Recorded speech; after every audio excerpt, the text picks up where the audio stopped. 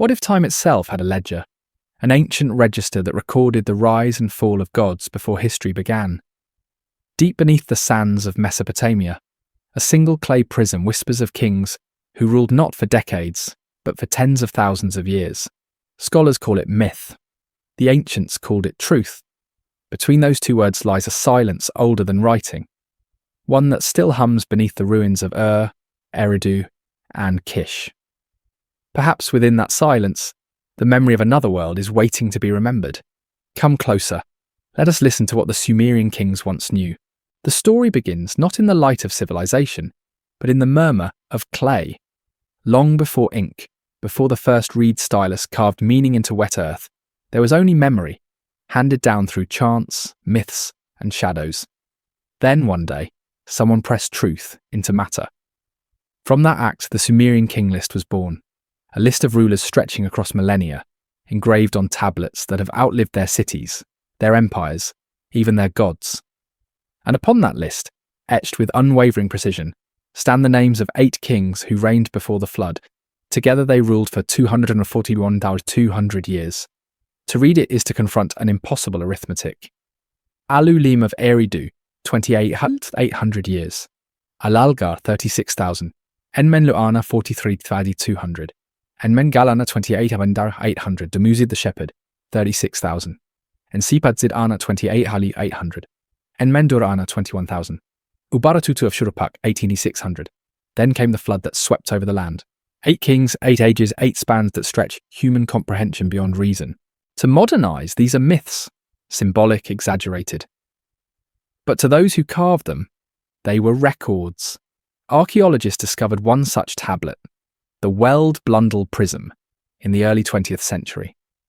4 sides of cuneiform text. Meticulous, orderly, confident. Its tone is not one of legend but of administration. There is no poetic flourish, no mythic embellishment. Only data, names, reigns, cities, as though the scribe were recording not a dream but a fact. And yet the numbers defy every measure of reality. How could anyone rule for tens of thousands of years? How could civilization even exist so far back? What kind of world were they describing? The academic answer is that the pre-flood kings were mythic prototypes, embodiments of divine rule, their exaggerated lifespans symbolizing cosmic order. After the flood, the reigns become shorter, more human. It marks the transition from myth to history. But beneath this tidy interpretation lies a discomfort, because the Sumerians were not naive poets. They were astronomers, engineers, accountants of time. Their sexagesimal system could track planetary cycles with astonishing precision. They measured lunar months, celestial risings, and equinoxes. So when they wrote that a king ruled for 43,200 years, perhaps it was not a mistake. Perhaps it was a code, a way to record cosmic durations translated through the rhythm of heaven. Some researchers have noticed that these reigns, when converted into sars, a Sumerian unit of 3,600 years, form exact multiples, mathematically harmonious, as though calibrated to the motions of the heavens. Could the king list, then, be a map of celestial cycles disguised as history, a memory of an age when time flowed differently, when the boundary between gods and men had not yet hardened? If so, what was the flood that ended it? A literal deluge? A metaphor for an extinction event? A veil drawn between eras of consciousness? The prism itself offers no commentary. It simply states, "Then the flood swept over." That line divides the document like a wound. Before it, impossibility. After it, our world. Historians date the earliest known flood narratives to around 2900 BCE, close to the catastrophic flooding of the Tigris-Euphrates basin. Yet the precision of the Sumerian account and its echoes in the Akkadian, Babylonian and later biblical stories suggest that this memory was older still, an echo of a cataclysm that humanity could not forget. There are hints buried in the strata of Mesopotamia of abrupt transitions, sediment layers marking violent floods, evidence of settlements abandoned, of sudden cultural resets. The cities mentioned in the list, Eridu, Bad Tibira, Larak, Sippar, Shuruppak, are real. Their ruins have been found. Beneath their foundations, archaeologists have uncovered artifacts older than recorded history. In Eridu, considered the first city, layers of habitation stretch back to the 6th millennium BCE. To the Sumerians, Eridu was not merely a city, it was the origin of kingship, the seat of the first ruler, Alulim, the one to whom kingship descended from heaven. That phrase, descended from heaven, appears repeatedly in the text. It is both mundane and divine. To some, it means kingship, as an institution was granted by the gods. To others, it implies something more literal. A descent not of authority, but of beings. The ancient world is filled with such language. In Egypt, the pharaohs were sons of Ra. In the Andes, rulers claimed descent from the sky. Across mythologies, the same motif repeats. Civilization, as a gift brought down, not born from below. Could the Sumerian king list, then, be more than a political record? Could it be the last echo of an epoch when human and non-human intelligence coexisted? If we follow that thread, the story grows darker. After the flood, the reigns shrink dramatically, from tens of thousands of years to hundreds. Kings become mortal. Empires rise and fall. It is as if the axis of time itself tilted, compressing eternity into brevity. What changed? Did the flood mark the collapse of a physical civilization? Or the end of a consciousness that perceived time in vast cycles rather than linear years? Modern science may offer strange parallels. In physics, time dilation is real. Under certain conditions, gravitational or relativistic time moves differently for different observers. Could the numbers on the prism preserve some ancient memory of such distortions, interpreted through myth? Or were these durations symbolic measures of astronomical phenomena, alignments of stars, precession cycles, or orbital harmonics that the ancients embedded into the language of kingship? The question lingers because the list resists final interpretation. Every attempt to explain it collapses into paradox. It is either impossibly literal or impossibly metaphorical. But perhaps the truth lies in its resistance. The Sumerian king list was not written to be solved. It was written to be remembered, to preserve, in the rhythm of names and numbers, the echo of a world that ended in water. A world that may have been ours before we forgot what we once were. And if the flood truly swept over, erasing the memory of 200 years, what else did it wash away? The flood is the hinge of the Sumerian story, the moment when myth fractures into history. Everything before it is wrapped in silence, and everything after it carries the tremor of loss. The king list does not dwell on destruction. It states the fact with eerie calm. Then the flood swept over. That single sentence feels less like a catastrophe and more like a boundary, an invisible curtain dividing two kinds of time. To cross it is to pass from eternity into mortality, from gods into men. But what exactly was this flood the Sumerians remembered with such precision and reverence? In the late 1920s, archaeologist Leonard Woolley uncovered evidence that seemed to confirm the story. While excavating the city of he found a layer of silt, nearly 8 feet thick, sandwiched between two levels of habitation. The layer contained no artifacts, no human remains, only river sediment. Beneath it lay an older civilization. Above it, a newer one. Woolley believed he had found the biblical flood, the deluge remembered in Genesis, Gilgamesh, and the king list alike. His team measured the layer, dated it, and concluded that a vast inundation had once drowned the southern plains of Mesopotamia, forcing survivors to begin again. Later excavations complicated the picture. Other cities such as Kish and Shuruppak revealed their own flood layers, but not all at the same depth and not from the same era. The more archaeologists dug, the more the flood dissolved into a pattern of floods. Local events, not a single apocalypse. Still, something about the uniformity of the memory remained unsettling. Why would an entire civilization remember one event, one flood, as the dividing line between worlds? The answer may not lie in water alone.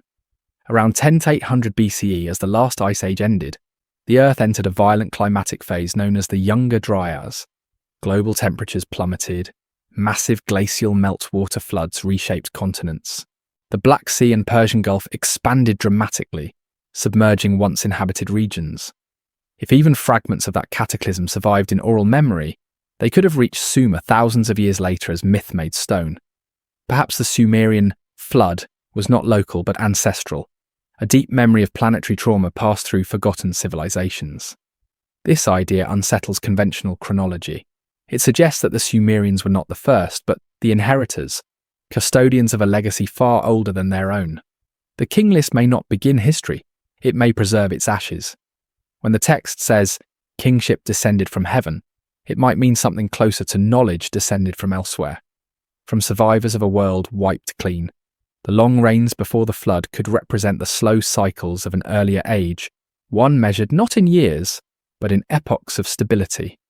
And when that order ended, time itself began to move faster, as if human consciousness had entered a new tempo. There is a strange consistency across cultures that seems to echo this transition.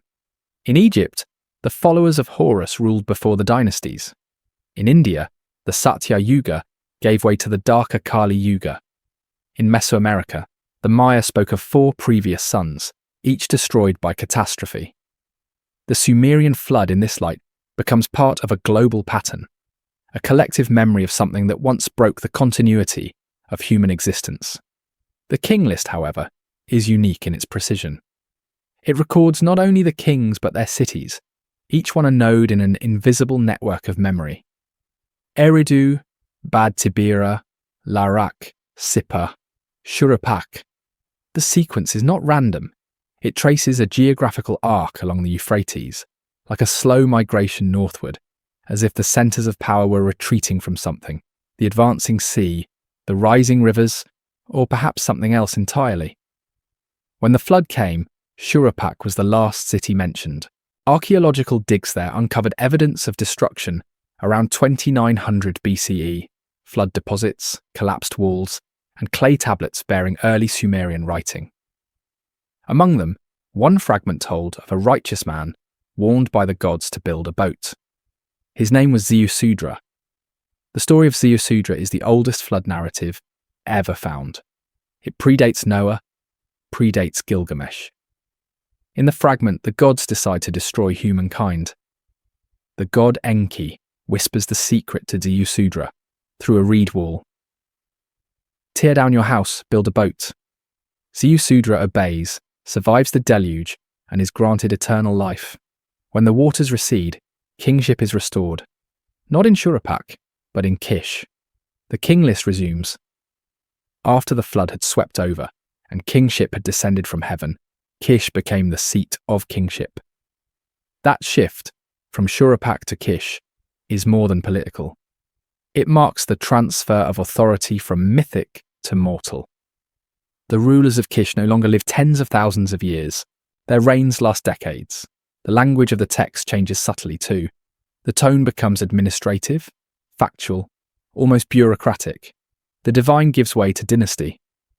Time has been recalibrated. Humanity, it seems, is learning to count again, from infinity down to years. Yet even within this new order, echoes of the old world linger. The first post-flood kings bear strange titles. Etana, the one who ascended to heaven and consolidated all the lands. Enmenurana, who captured weapons from Elam. Their stories shimmer between myth and memory, as if they still walked in the afterglow of gods.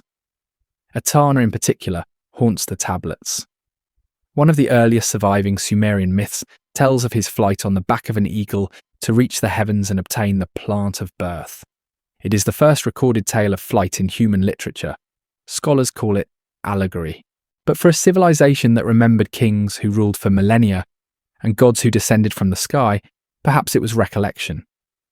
The flood had ended, but something larger had begun, the slow forgetting of what came before.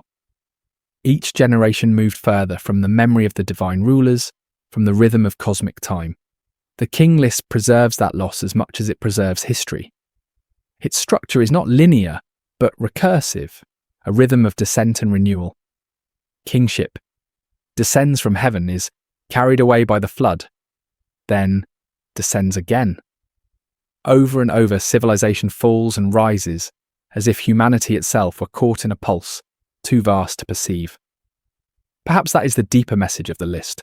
Not that these kings were immortal, but that the pattern they represent is. Civilizations rise in brilliance, then vanish under the flood of time.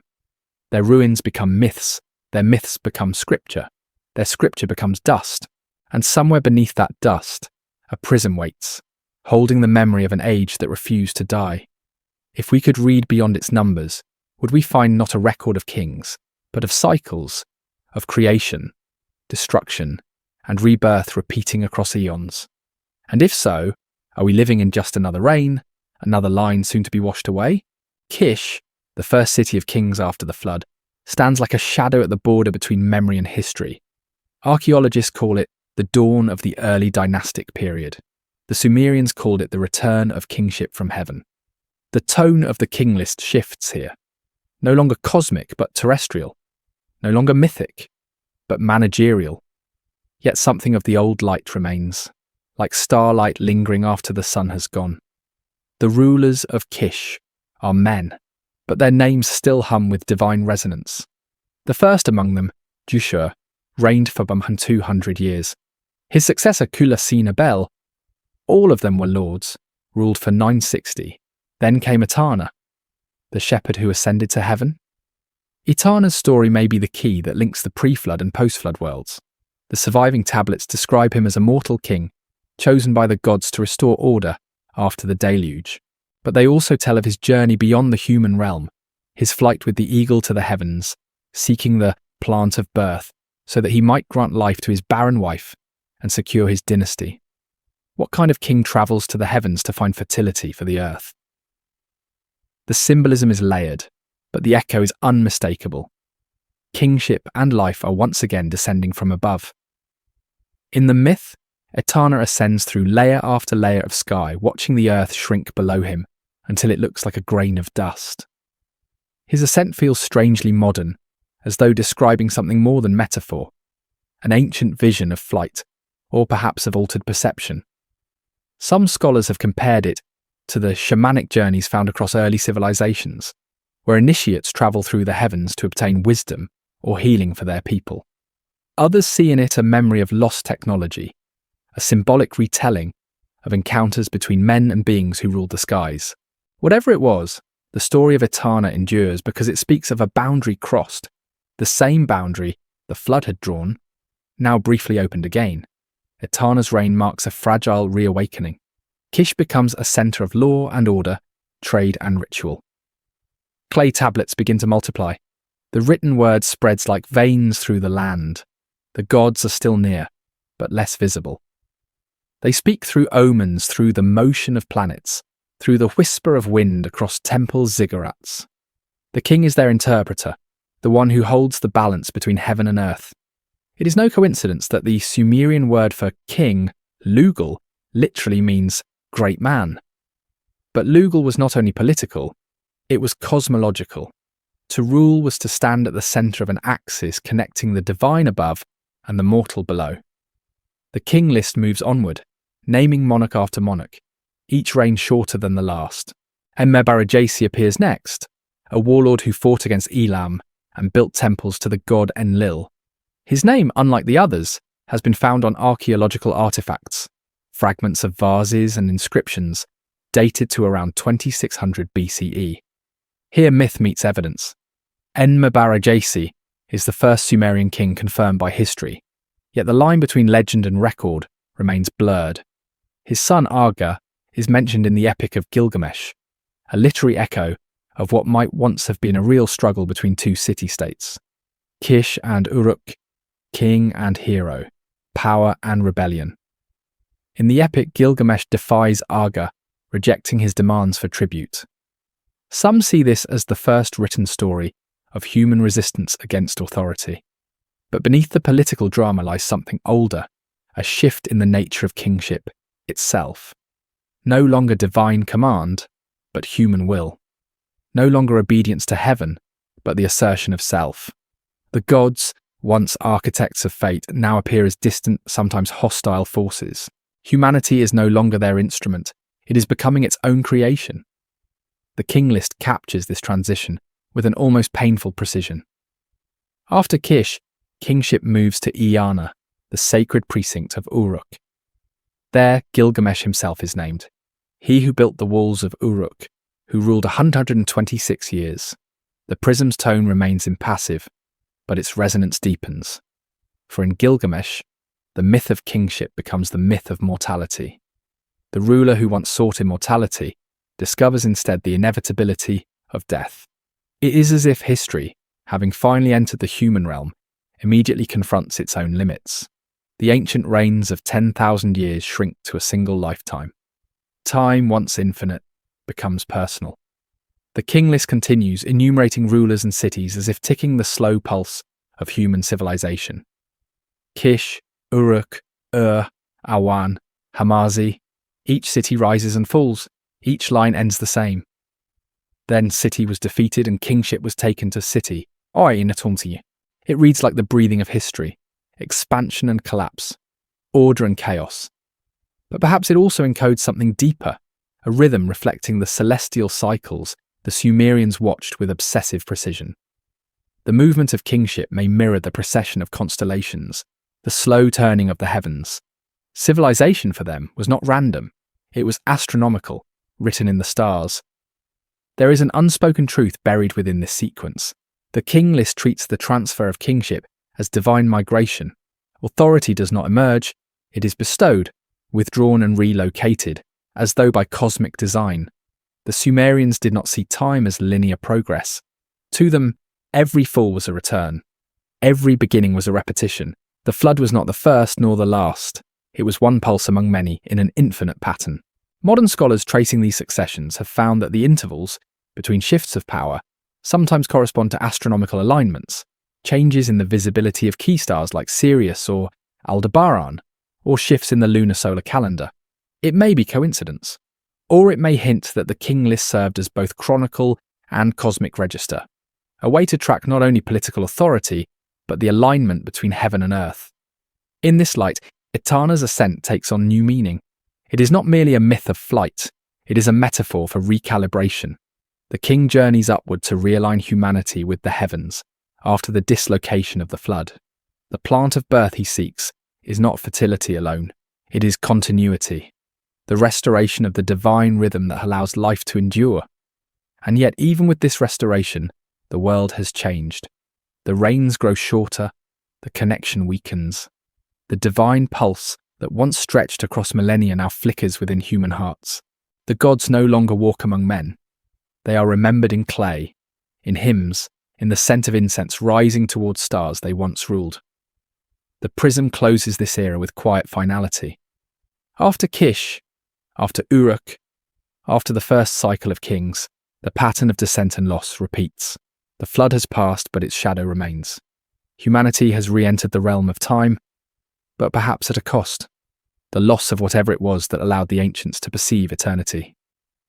And if we have forgotten how to see time as they did, cyclical, alive, infinite, then perhaps our own reign, too, is only another line awaiting erasure from the tablet of the world. To stand among the ruins of Uruk today is to hear silence layered with memory. The wind moves through broken walls that once held the oldest stories humanity ever told.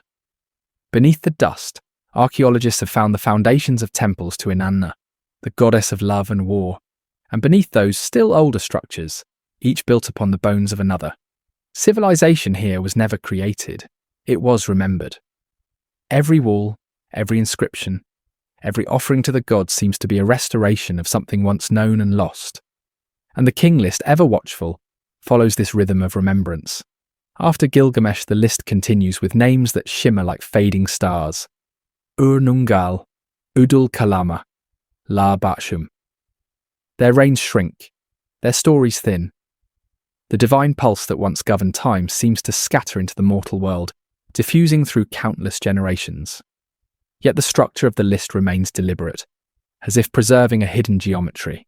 The pattern of succession, Kish, Uruk, Awan, Hamazi, reflects not only political power but perhaps the slow migration of knowledge itself, carried from temple to temple, from one priesthood to another. Each city becomes a vessel, a guardian of fragments from the world before the flood. By the time kingship reaches something remarkable happens. The archaeological record aligns almost perfectly with the text. Royal tombs filled with gold, lapis lazuli, and musical instruments confirm the wealth and complexity of this new age. But among these treasures lie signs of something older: ritual sacrifices, processions of servants buried with their rulers, and artifacts inscribed with prayers to gods who were already ancient. The people of lived as though imitating a world that no longer existed, reconstructing the divine order piece by piece. Their ceremonies, their architecture, even their mathematics all seem designed to recall a lost alignment between heaven and earth. The Sumerians did not separate science from spirituality. Their observatories were temples, their astronomers were priests. They believed that to measure the stars was to listen to the voice of the gods. And so, their kings ruled not merely as sovereigns, but as instruments of cosmic balance. In this light, the king list becomes more than a record of reigns. It becomes a map of resynchronization, an attempt to anchor humanity back into the rhythm of the cosmos. Each reign, no matter how short, was a pulse in that restoration, a recalibration after the dissonance of the flood. Among the fragments from one hymn stands out. It praises Enmenurana, one of the antediluvian kings, the seventh before the flood, who was said to have been taken up to heaven and taught the secrets of the gods. His name reappears like a haunting echo centuries after his supposed reign, carved into a tablet found deep within the city's archives. The inscription reads, "He who measured the sun and the moon, who knew the writing of the gods." Scholars have long noted the parallel with the later biblical figure of Enoch, who walked with God and was taken up. The resemblance is too precise to ignore. Could these be the same memory, refracted through time and culture? The Sumerians called him Enmenurana. The Hebrews called him Enoch. Both were said to have been taken into the sky and given knowledge of the divine order. Both were scribes of heaven, keepers of cosmic law. It is as though the memory of a single being, a teacher, a watcher, a transmitter of celestial wisdom, was passed down across civilizations, each renaming him in their own tongue. The king list in this sense may not only preserve a chronology, but a genealogy of knowledge itself. The deeper one looks into its structure, the more it begins to resemble an algorithm rather than a story. Numbers recur in patterns, multiples of 60, of 12, of 3,600. These are not random. They mirror the Sumerian system of sexagesimal counting. Yes, but also the orbital ratios of planets. Jupiter's cycle, Saturn's, Venus's phases. All find echoes in these reigns. Some researchers have suggested that the king list could encode astronomical data, epochs marked by conjunctions, precessions, or axial shifts. The reigns of kings, then, would be symbolic expressions of cosmic configurations. Time itself becomes a ruler, and history its reflection. If this is true, then the Sumerians did not invent history. They inherited it from the stars.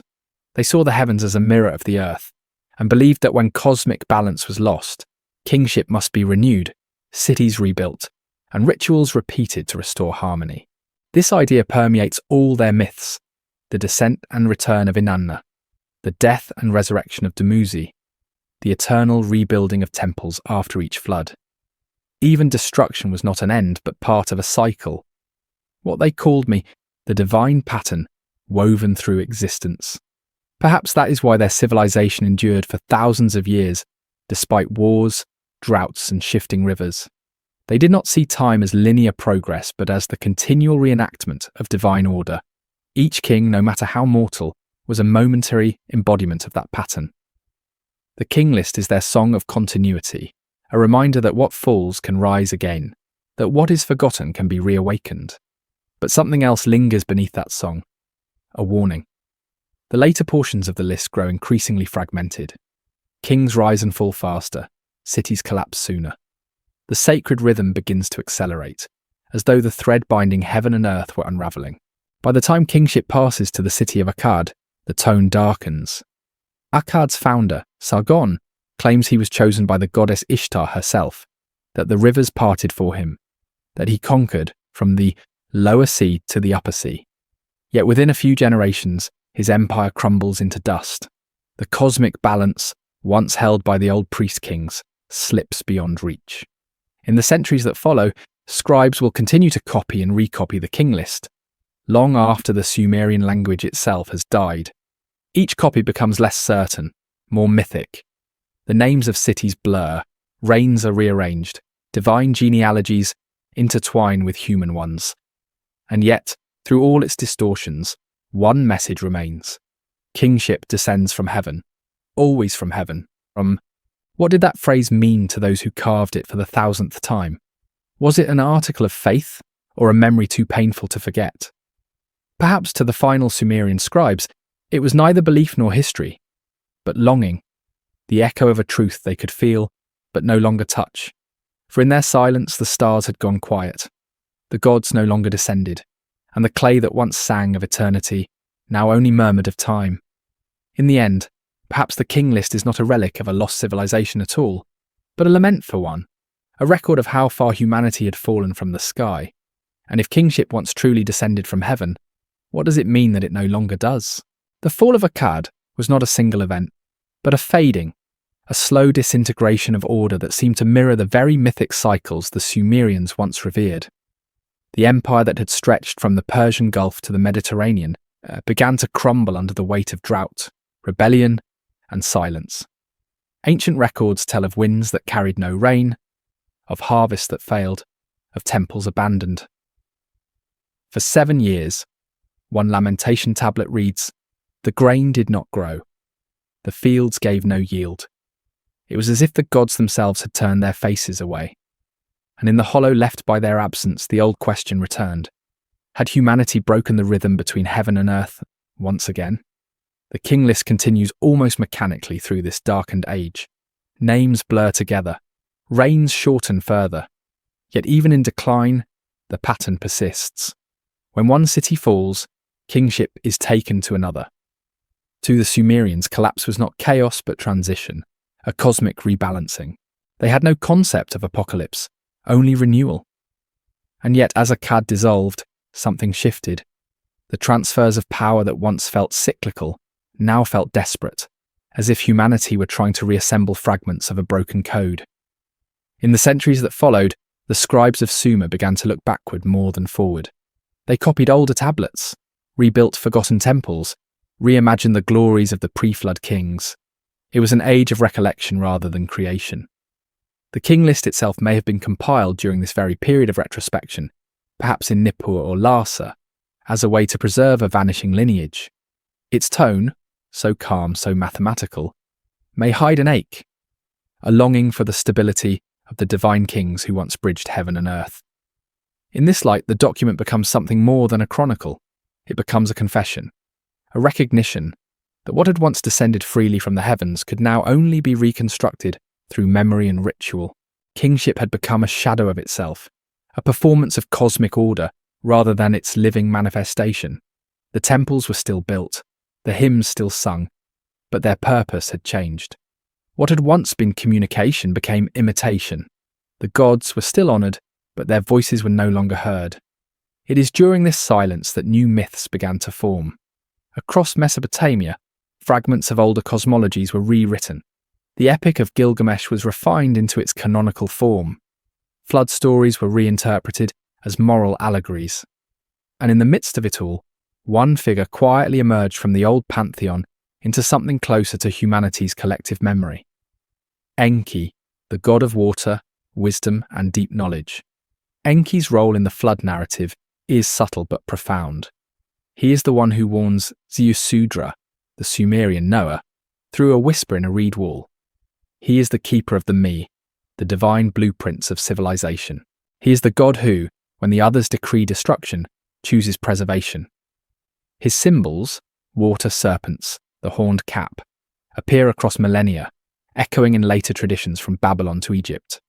Some scholars believe that Enki's temples in Eridu were built upon sites far older than the Sumerian city itself, as though the god's cult were an inheritance from a vanished people. In the king list, Enki's influence is everywhere, though never named outright. Each transfer of kingship follows the path of rivers, Eridu to Bad Tibira, Sippar to Shuruppak, tracing the ancient waterways sacred to him.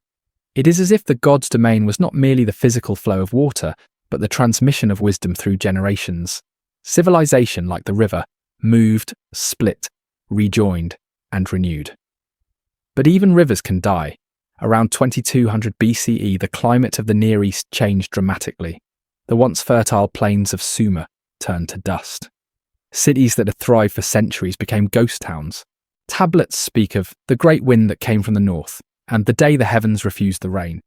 Archaeological layers confirm this. Desiccated soils, sand-blown walls, and abandoned irrigation canals. The old Sumerian world was ending. Not through war, but through desolation. It was during this twilight that new civilizations began to rise upon the bones of the old. Babylon, Assur, Mari. They inherited the cuneiform script, the myths, and the mathematics of Sumer. But something ineffable was missing. The early Babylonian kings would still invoke the phrase, kingship descended from heaven. But now it had become an emblem, not an experience. The gods were invoked through formula, not through communion. The knowledge that had once descended from the heavens now ascended in the form of prayers unanswered. And yet the Sumerian king list survived.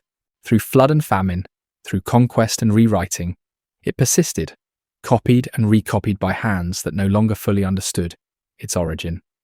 Perhaps that is the true miracle of the text. Not its content, but its endurance. It carried within it a resonance that even its scribes could not silence. Something in its pattern, its repetition, its precision, spoke to a truth deeper than history, deeper even than myth.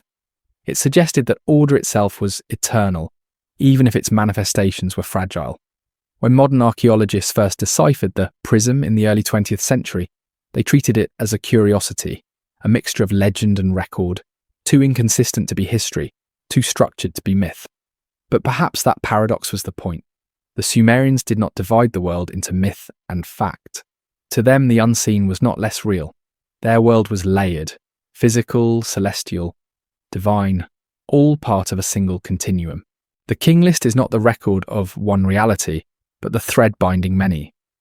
Look closely at its language, and you can feel the shift from one mode of being to another. The pre-flood kings do not reign, they establish. Their reigns are described as emanations. After the flood, the verbs change. They rule, conquer, fall. The Sumerians knew the difference. The first kings governed through presence, the later through power. It is a quiet but profound distinction, the difference between resonance and control.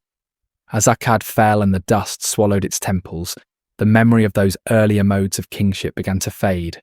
Yet traces remained, in the alignment of Ziggurats with solstices, in the rituals of renewal performed at each new year, in the unyielding insistence that every ruler's legitimacy came not from conquest but from descent. Even as humanity forgot the sound of the heavens, it continued to build in their image. Perhaps that is what the king list has always been, a reminder that we are reflections, not inventors. That every age, no matter how advanced, is but one reign among many in a cosmic sequence older than the stars themselves.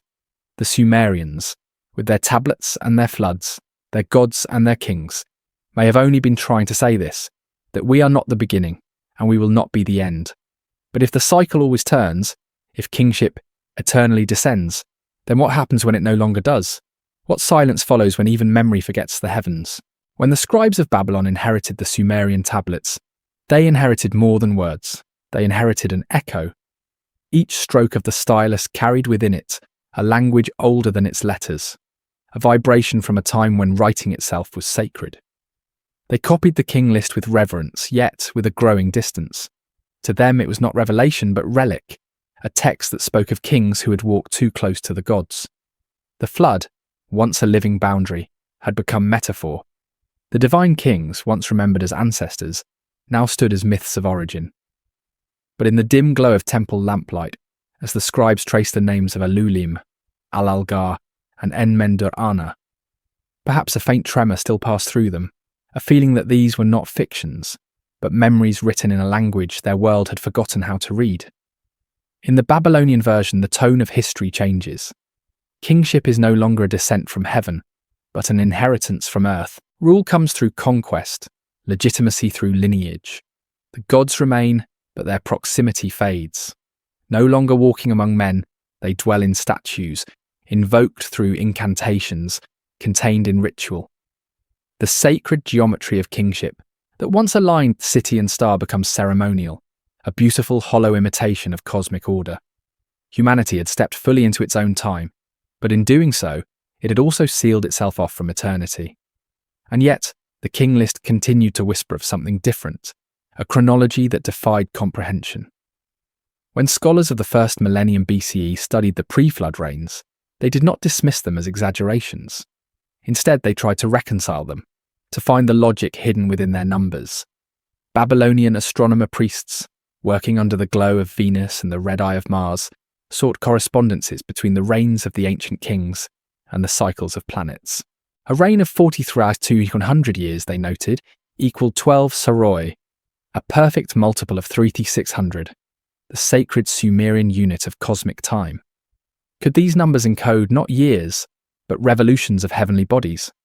Could the king list be an astronomical manuscript disguised as royal history? Modern researchers have noticed the same pattern.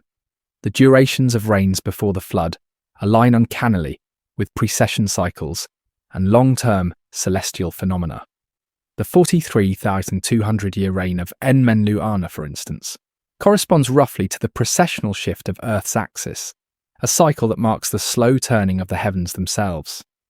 The 36,000-year reigns of Al-Algar and Dumuzi align with the great orbital periods calculated by ancient skywatchers across cultures.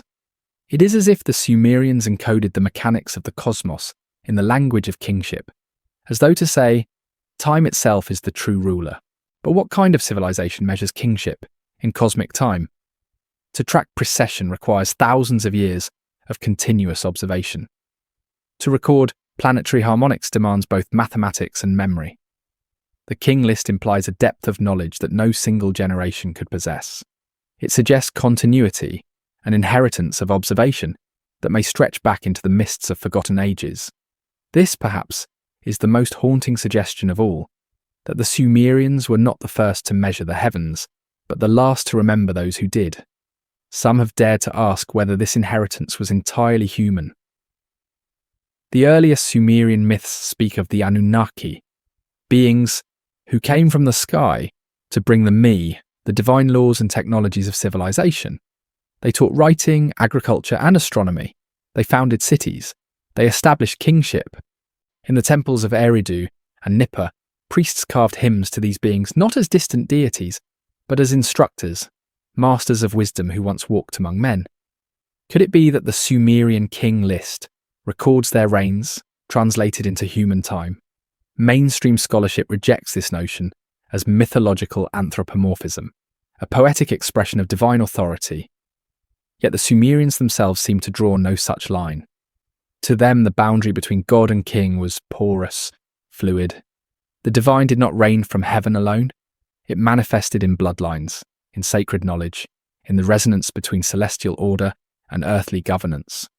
If the first kings truly descended from heaven, it may not have meant physical descent, but the descent of awareness, of consciousness shaped by something greater than the human frame.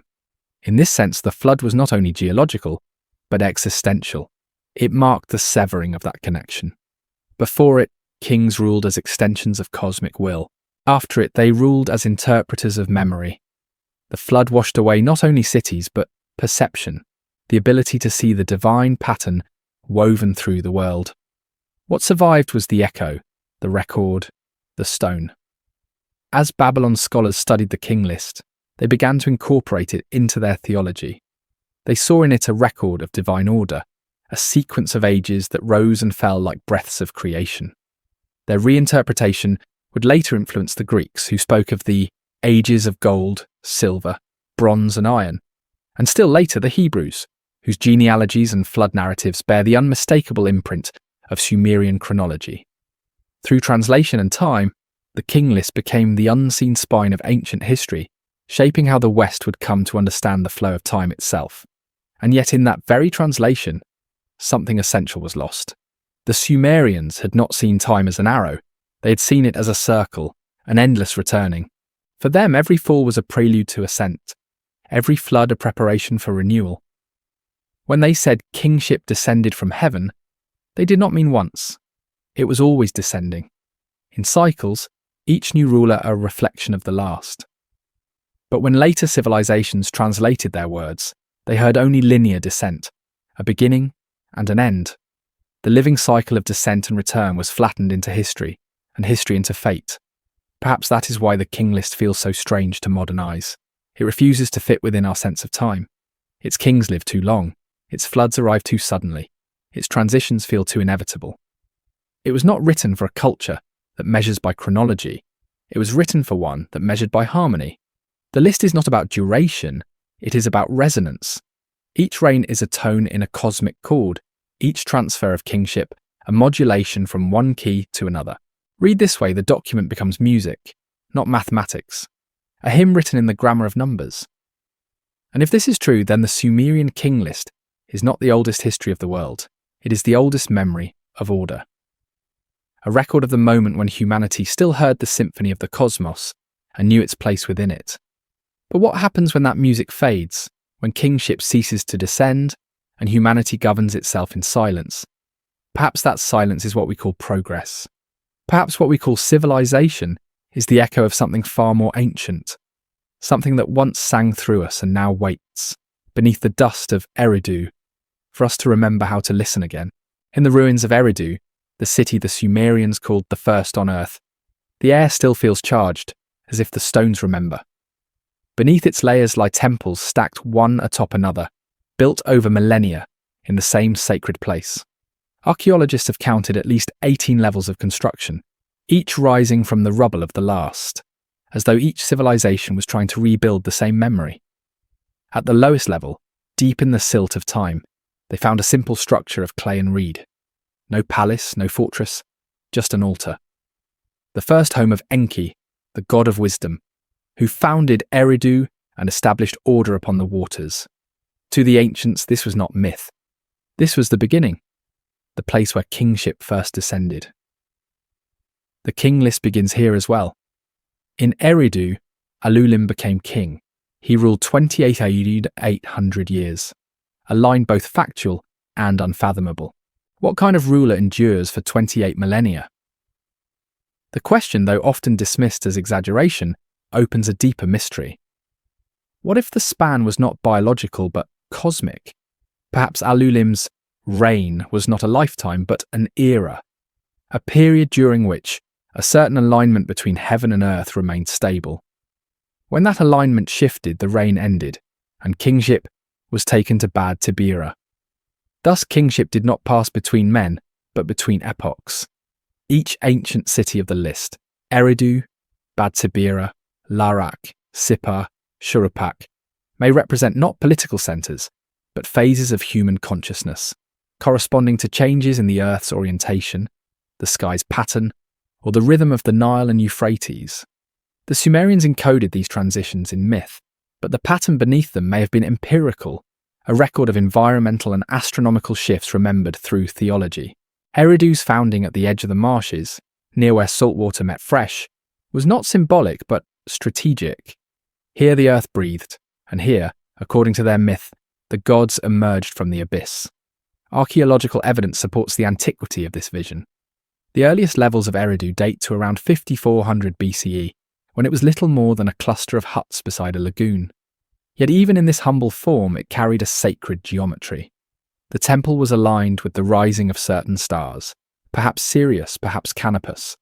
The same alignments would later be repeated in the Ziggurats of Ur and Babylon, suggesting that the architectural lineage of Sumer was itself a continuation of stellar orientation.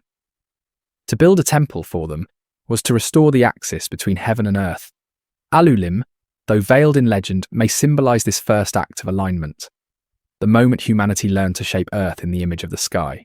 In the later mythologies, he is remembered not as a warrior or lawgiver, but as a teacher of language, a bringer of cultivation. His reign marks the beginning of civilization, not through conquest, but through harmony with the divine pattern. To the Sumerians, such a being could not die. His reign ended only when the heavens themselves shifted. After Alulim, kingship moves to Bad Tibira, the city of metalworkers. The transition is significant. The Sumerians saw metals as divine gifts, substances that carried the essence of starlight. extracted from the bones of the earth. The art of metallurgy was sacred, a recreation of the creative fire of the gods. The first king of Bad Tibira, Al-Algar, ruled for 36,000 years. His city, dedicated to Enlil and Dumuzi, may have been the birthplace of organised labour and urban industry. Here the myth of descent deepened. Divine knowledge became material craft. The heavenly order was now being forged into tools, temples and trade. In these transitions, Eridu to Bad Tibira, clay to metal, prayer to craft, we see a map of civilization's evolution encoded within theology. The king list's chronology may seem irrational, but its symbolism is exact. It describes a descent not of gods, but of awareness from pure connection to practical mastery, from contemplation to creation. And perhaps in that descent, something essential was both gained and lost.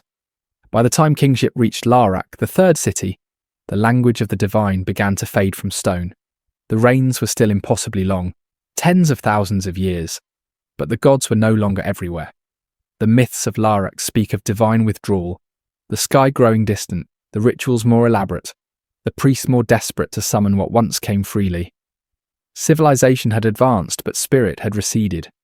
The pattern that began in harmony was now beginning to fracture. The next city, Sipa, was sacred to Utu, the sun god, the judge of gods and men. In Sipa, kingship became law. The light of the sun replaced the silence of the abyss. Order was now codified, measured, and enforced. Humanity had become aware of duality, light and dark, justice and chaos. This was progress, but also division. In turning the cosmos into law, the Sumerians preserved its form but lost its music. The king list records this with perfect restraint, giving each reign its number, each city its turn, without comment. It is the quiet acknowledgement of a cosmic descent.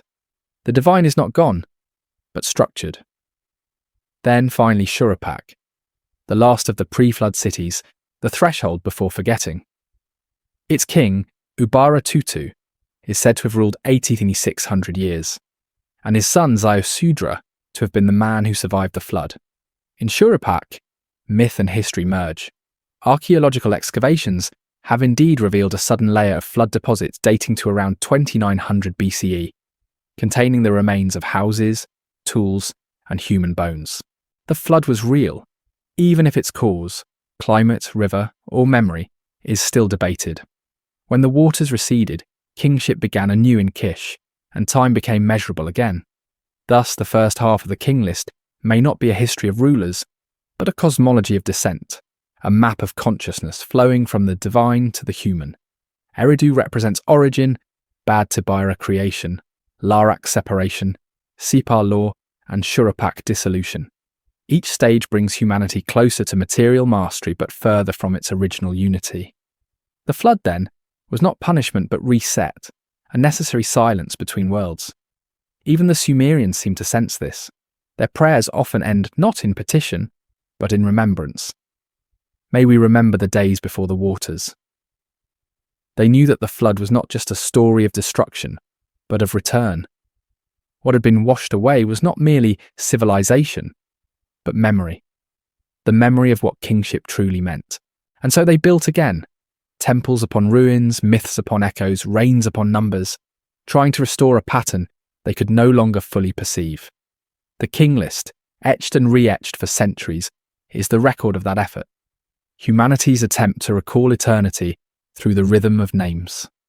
In the end, the question the Sumerians left for us is not whether their kings lived for tens of thousands of years, but whether time itself was once larger, whether our ancestors walked in a world where history and myth were still the same language.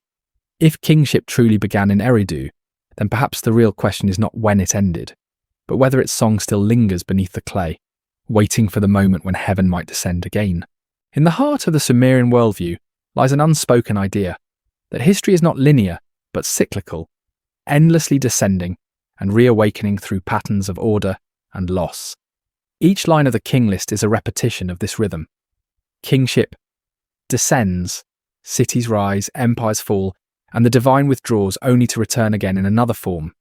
To the Sumerians, time was not a river flowing forward, but a tide breathing in and out of eternity. The gods did not vanish. They receded. The flood was not the end, it was the pause between breaths. This understanding shaped everything they built. The Ziggurats, for instance, was not simply a temple, it was a stairway, a literal and symbolic bridge between heaven and earth. Each level represented a layer of reality, ascending from the material to the celestial.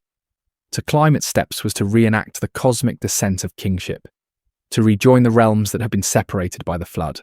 The Sumerians did not pray upward, they ascended physically, step by step, to meet the divine halfway. In doing so, they were not seeking favour, but restoration, the remembrance of a lost equilibrium. In the city of Ur, the Ziggurat of Nana still rises from the dust like a fossilised prayer. Built nearly 4,000 years ago, its foundations rest on the memory of something older. Its builders followed geometric principles that correspond to planetary ratios. The number of terraces reflected the number of visible celestial spheres. Even the angles of ascent aligned with solstitial and lunar points. It was not an imitation of heaven. It was a replica, scaled to human measure. The king standing at its summit became the pivot of the cosmos, reenacting the divine descent through ritual. The king list, when read through this lens, becomes less a record of events and more a manual of resonance. Each reign is not a measure of years, but of balance. How long the harmony between the divine and human could be sustained before dissonance required renewal. When that harmony failed, a flood, or its metaphorical equivalent, would cleanse the field. Kingship would be taken to another city, and the cycle would begin again. What appears as chaos to modern historians may have been perceived by the ancients as design. To them, even destruction served a purpose: to restore the rhythm. The lamentations of Sumer's poets echo this understanding. In one, the goddess Etana weeps over Ur's destruction, but ends with a promise of renewal. Though the temple lies in ruin, the foundation remains. The seed is buried, but it will rise again. The same faith underlies the king list's unbroken refrain. Each city's fall is followed by another's ascent. Kingship never dies, it migrates. But beneath this faith, a quieter anxiety grows. As the list moves from the mythical eras into historical ones, the reigns shrink, the intervals shorten, and the divine grows silent. The cosmic rhythm seems to accelerate, as if the world itself is spinning faster, but less harmoniously. The flood that once separated epochs has become an invisible undercurrent, recurring within history itself. Each fall of a city is another small deluge, washing away fragments of what once was whole. By the time kingship passes to Ur, and then to Isin and Lhasa, something irreversible has happened. The gods, once participants in human life, have become spectators. The clay tablets shift from hymns and myths to contracts and laws. The language of devotion gives way to the language of trade. The divine has not disappeared. It has been domesticated. It lives now in symbols, in rituals whose meanings have been preserved, but whose purpose has been forgotten. Civilization continues to expand, but the sky above it grows ever quieter. And yet the silence is not emptiness, it is potential. Across centuries of decay, the Sumerian notion of cyclical renewal survives in disguise. The Babylonians will call it the turning of the ages. The Persians will call it the Great Year. The Greeks, inheriting the fragments of this ancient cosmology, will rename it eternal return. Even the Hebrew prophets, echoing from their exile in Babylon, will speak of floods and renewals, of ages destroyed and restored by divine decree. Each inherits the pattern, stripped of its astronomical precision, but alive with its emotional truth. Perhaps that was the true purpose of the king list, to preserve not data, but a pattern of remembrance. It taught that kingship is never truly born and never truly dies. It descends when humanity remembers its place in the cosmic order and withdraws when we forget. Its cycles are not punishment but pedagogy. Each collapse is an invitation to restore what has been lost. In that sense, the list is not a relic of superstition, but an instruction for consciousness. There is an inscription found in the ruins of Nippur that reads, "The wise will see the pattern and remember the stars." It was carved in the reign of a later Babylonian king who ruled over a fading world. His scribes are still copying Sumerian hymns, may not have fully understood their meaning, but the words reveal a truth the ancients knew. Memory is the bridge between worlds. To remember is to reawaken the divine. To forget is to drown again. Modern scholars, peering into this deep architecture of meaning, sometimes find unsettling correspondences. The cycle of floods and collapses recorded in Mesopotamian soil seems to mirror a larger planetary rhythm. Climate shifts, magnetic reversals, even cosmic events that recur over vast timescales. It is as though the king list, in its strange symmetry of numbers, reflects not just mythic time, but geological and celestial time intertwined. The flood may not have been a single event, but a motif of recurrence embedded in both earth and mind. In this perspective, the king list becomes almost prophetic. Its structure implies that humanity's rise is never permanent, that each age of progress carries within it the seed of dissolution. When balance is lost, when kingship, symbolic of wisdom, not power, is corrupted, the flood returns in whatever form the age deserves, sometimes as water, sometimes as fire, sometimes as forgetting. And so the document endures, perhaps not as history, but as a mirror. It asks of every civilization the same question it posed to the Sumerians. Can you remember the pattern? Can you sustain harmony between heaven and earth? For when that harmony breaks, kingship will depart again, and the waters, literal or symbolic, will sweep the world clean of memory. The king list does not threaten. It observes. It records without judgment, as if written by time itself, and in its silence, a warning hums like the undertone of a drumbeat. The cycle is not over. The flood always returns. If kingship truly measures not power but alignment, then perhaps the next descent has not yet happened. Perhaps it waits, as it once did in Eridu, for a world ready to remember the heavens once more. The Sumerian king list does not end, it dissolves. Its last lines fade like the tail of a comet, naming kings of diminishing stature, reigns shrinking into decades, then years, then silence. The tone never changes, it remains factual, serene, detached.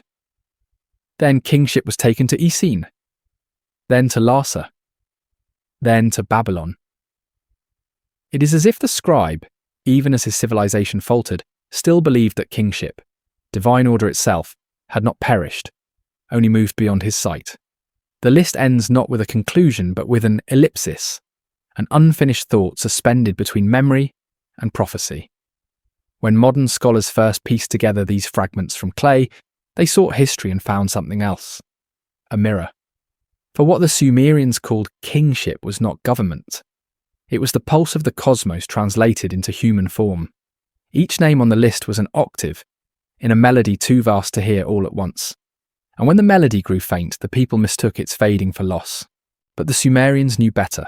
The music of heaven does not end, it only changes key. By the time of the Neo-Babylonian scribes, this music had become a whisper. They copied the old Sumerian words in a language they no longer spoke, inscribing their curves with reverence they could not explain. To them, the king list was a sacred artifact, one that proved humanity had always been part of a divine rhythm, even if it no longer understood the score. In this quiet act of replication, the Babylonians unknowingly preserved the last chord of the world's first song. It is no coincidence that astronomy flourished in that same age. As the gods withdrew from temples, their voices were sought in the sky. Babylon's priest astronomers charted Venus, Jupiter, Mars, each orbit, each conjunction, another verse in the cosmic hymn. They measured time not by kings or empires, but by the return of light. The heavens became the new archive of divine order, and yet the old phrase endured: kingship descended from heaven. Even as the gods grew abstract, the idea that authority, wisdom, and order must come from beyond the human remained unbroken. Perhaps this is why, thousands of years later, we still speak of higher powers, of divine right, of destiny. The language of descent has survived even the gods who inspired it. It has shaped the architecture of faith, monarchy, and philosophy alike. Plato's philosopher king, the divine right of medieval Europe, even the modern notion of law above men, all are distant reflections of that Sumerian seed. Kingship, in its purest sense, became the archetype of order, a pattern through which chaos briefly finds shape. But buried within that pattern is a haunting paradox. If kingship descends, it must also withdraw. The king list structure implies that every civilization carries within it a limit, a threshold beyond which its harmony collapses. Each city, Eridu, Uruk, Akkad, shines briefly, then fades. The divine does not stay, it visits. The moment humanity mistakes descent for possession, heaven departs. This is the hidden theology of the list, that power is not ownership, but stewardship, and that the sacred cannot be claimed, only remembered. Some modern thinkers, tracing the same cycles in history, have called this the Sumerian rhythm, a pattern of rise, expansion, fragmentation, and renewal that recurs across all human epochs. Civilizations reach their zenith when they align with a greater order, whether cosmic, ethical, or spiritual, and decline when they begin to worship the form instead of the essence. The ziggurat becomes a monument instead of a bridge. The law becomes control instead of balance. The temple becomes a museum instead of a threshold. What follows is inevitable: silence, erosion, flood. Yet even in the silence, the pattern persists. In every age, there are echoes of the first descent, whispers of forgotten wisdom that surface through dreams, visions, discoveries, and revelations. The rhythm that once shaped the kings of Eridu seems to move through time itself, manifesting wherever humanity turns its eyes upward. The astronomers of Egypt, the philosophers of Greece, the mystics of Persia, all speak of a lost harmony between heaven and earth. Even the prophets of later faiths, Enoch, Hermes, Idris, carry the same signature as Enmenurana, the pre-flood king taken to heaven. They are not copies of one another. They are the same melody repeating in different tongues. The king list, then, may not belong to Sumer alone.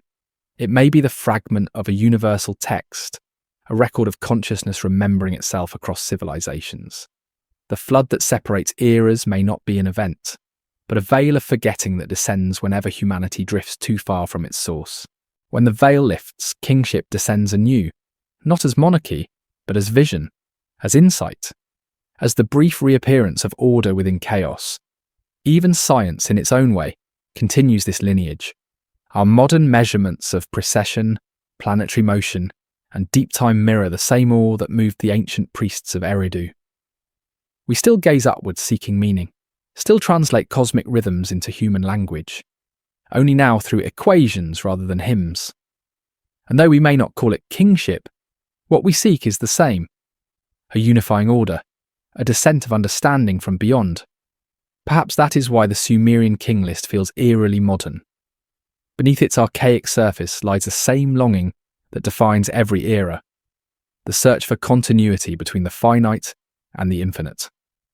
Its calm recitation of impossible rains and ancient floods is not primitive myth but profound humility, the acknowledgement that humanity has always lived in the wake of something greater than itself.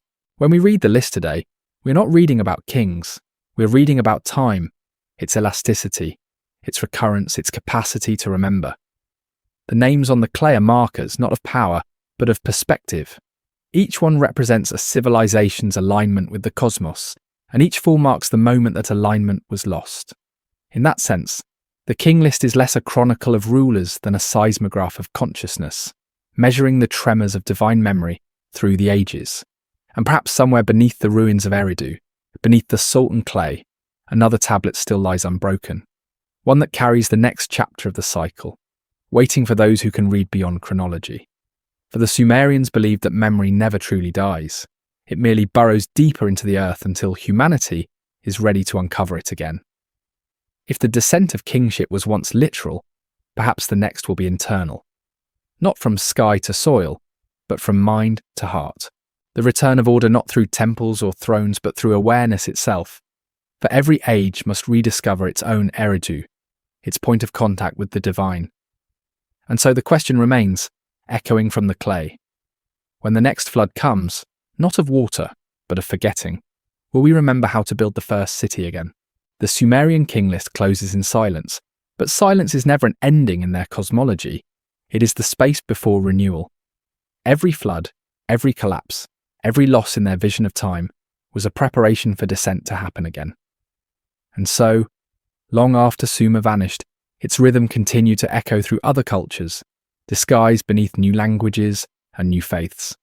The torch passed unseen from clay tablet to scripture, from ziggurat to cathedral, from the temple of Enki to the altars of later gods. Yet the pattern remained intact. Knowledge descends, humanity forgets, the world resets. The list was not a story of kings, it was a map of cycles. When Babylon rose, it carried this inheritance like a seed. Its priests still measured time in Sars and Neri, repeating the sacred mathematics of Eridu.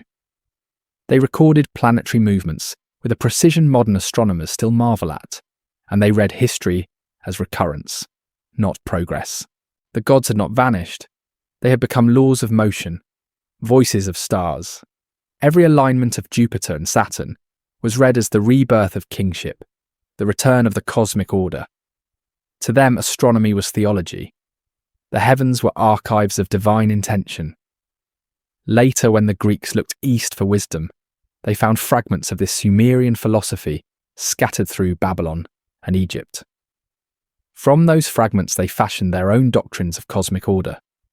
The Logos of Heraclitus, the great year of Plato, the eternal recurrence of the Stoics. Each was a translation of the same Sumerian intuition, that all things rise, fall, and return in endless harmonies. Even time itself is a divine pulse, measured not by years but by breath. And still, deeper echoes survive in places few would expect. In Genesis, the genealogies of Adam mirror the structure of the king list: long-lived patriarchs, a great flood, then a new lineage of shorter lives. In ancient India, the yuga cycles measure epochs in tens of thousands of years, rising and collapsing in rhythm with cosmic ages. In Mesoamerica, the Maya counted worlds destroyed and renewed by floods and fire. Different tongues, same memory. Each culture, in its own way, tried to preserve what the Sumerians once knew. That civilization is not a ladder but a spiral. What, then, are we to make of this? That scattered across continents and epochs, humanity has kept telling the same story. Not of invention, but of remembrance. The king list may be the first surviving text to record that memory in numbers, but it is hardly the last. It stands like the root of a great tree, its branches reaching into every theology and philosophy that followed. To read it is to glimpse the trunk of human consciousness before it divided into myths and sciences, gods and equations. Modern readers, accustomed to linear history, often dismiss the list as myth. Yet myth in the ancient sense was not fiction, it was the language through which reality spoke to itself. The Sumerians understood that to preserve truth, one must translate it into symbol, into rhythm, into narrative, into pattern. The king list is not meant to be believed, it is meant to be remembered. Its impossible spans of years are not exaggerations, but gestures toward magnitude, an attempt to hold the infinite within the finite. The flood too becomes more than event. It becomes principle. The deluge that swept over the land is the same that sweeps over memory. It is the forgetting that follows every age of light. And kingship, the descent of divine awareness, returns only when humanity rediscovers the harmony it has lost. The list, therefore, is both diagnosis and promise. It records not only what was, but what will always be. There is an ancient Sumerian proverb found on a fragment in Lagash. The tablet that is broken will be written again. The king list itself proves this. Each copy we have is incomplete, yet the act of copying, of rewriting what was lost, is its own fulfillment. The Sumerians built eternity not in stone, but in repetition. They knew that to repeat is to remember, and to remember is to revive the divine. Perhaps that is why the document still resonates in an age that no longer believes in heaven. Beneath its mythic surface lies an understanding that transcends theology. The descent of kingship can be read as the descent of consciousness, the periodic awakening of humanity to a higher order of awareness. Each flood marks a fall into forgetfulness, each new era of kingship, a return to alignment. Civilization in this reading is not progress toward perfection, but oscillation between remembrance and amnesia. We rise, we forget, we rebuild, and the pattern continues. If this is true, then our modern world, rooted in science, technology, and rational progress, may not be the culmination of history, but simply another reign on the list, another line waiting to end. Our skyscrapers are ziggurats of glass, Our satellites are temples that orbit the heavens. Yet the rhythm remains the same. We measure the stars with instruments instead of prayers, but we still seek meaning in their motion. We have replaced the gods with equations, but the yearning is unchanged. The king list viewed this way becomes prophetic. It tells us that when civilizations forget their origin, when they mistake creation for ownership, when they turn knowledge into weapon, when they lose the balance between earth and heaven, the flood returns. Not as punishment, but as correction. Each collapse is a form of mercy, restoring the world to silence so that remembrance may begin anew. And so as we stand in our own epoch of towers and networks of data and dust, perhaps we are closer to the Sumerians than we think. They too lived in a world of innovation and anxiety. They too built monuments to preserve meaning against time. And they too sensed that the greatest danger was not destruction but forgetting. The flood they feared was not water, it was the erosion of memory. In the end, the king list leaves us with neither doctrine nor warning, but an invitation to look at time not as a line but as a mirror, to recognise in our rise the shadow of our fall, and in every ending, the promise of another beginning. For kingship, as the Sumerians said, always descends again. Maybe that descent will not come as a figure crowned in gold, but as an idea, a whisper, a remembrance, the return of balance between heaven and earth within the human heart. And when that happens, when memory once more aligns with the stars, the silence that closes the king list will open again, not as an ending, but as the first breath of a new reign. The clay remembers what we have forgotten. Every stroke, every wedge-shaped mark is an act of faith against oblivion. The Sumerians knew this. To write was not simply to record, it was to resist the flood. The first scribes of Eridu and Uruk were not historians but preservers of resonance, guarding the vibration of divine order through the instrument of language. Each tablet, each inscription, was a fragment of heaven made visible. The king list, though copied and recopied for centuries, remained the purest expression of that act, a vessel of continuity cast into the river of time. But clay is fragile. Many tablets shattered, others eroded under centuries of wind and salt. What we hold today are pieces, incomplete and uneven, like echoes scattered across ruins. Perhaps that too is fitting. For the Sumerians believed that nothing perfect could endure. Only fragments could survive the flood of change. The king list is one such fragment, carrying within it not the fullness of truth, but its outline. To read it is to trace the shadow of eternity on crumbling earth. When the Assyrians rediscovered these tablets, in the libraries of Nineveh and Asher, they copied them again. The ancient words of Eridu passed through the hands of empire after empire, each adding glosses, notes and interpretations. By then the old gods had changed names. Enki became Ea, Etana became Ishtar, and the flood was retold in new tongues. Yet the rhythm endured. Even as faith transformed, the pattern of descent and withdrawal persisted. Kings still called themselves chosen of heaven. Priests still measured time by celestial cycles. The idea that authority flowed downward from the sky never died. It only adapted. This transmission through millennia reveals something extraordinary. The Sumerian worldview did not vanish with its cities. It became the architecture of civilization itself. Every society that followed, Babylonian, Persian, Hellenic, Judaic, Christian, Islamic, carried its structural DNA.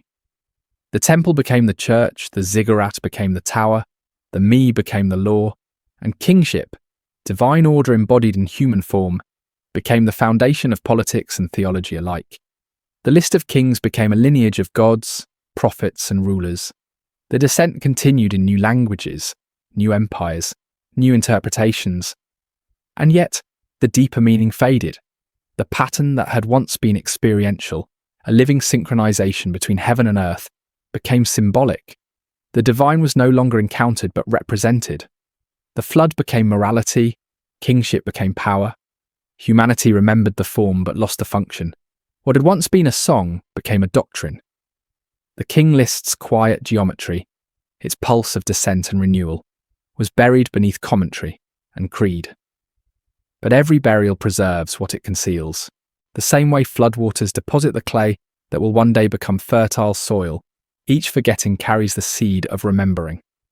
Even in its dormancy, the ancient pattern waited. It resurfaced wherever human beings began to sense cycles again. In the astronomical revolutions charted by Copernicus, in the precessional timescales rediscovered by modern science, in the spiraling galaxies now visible through telescopes.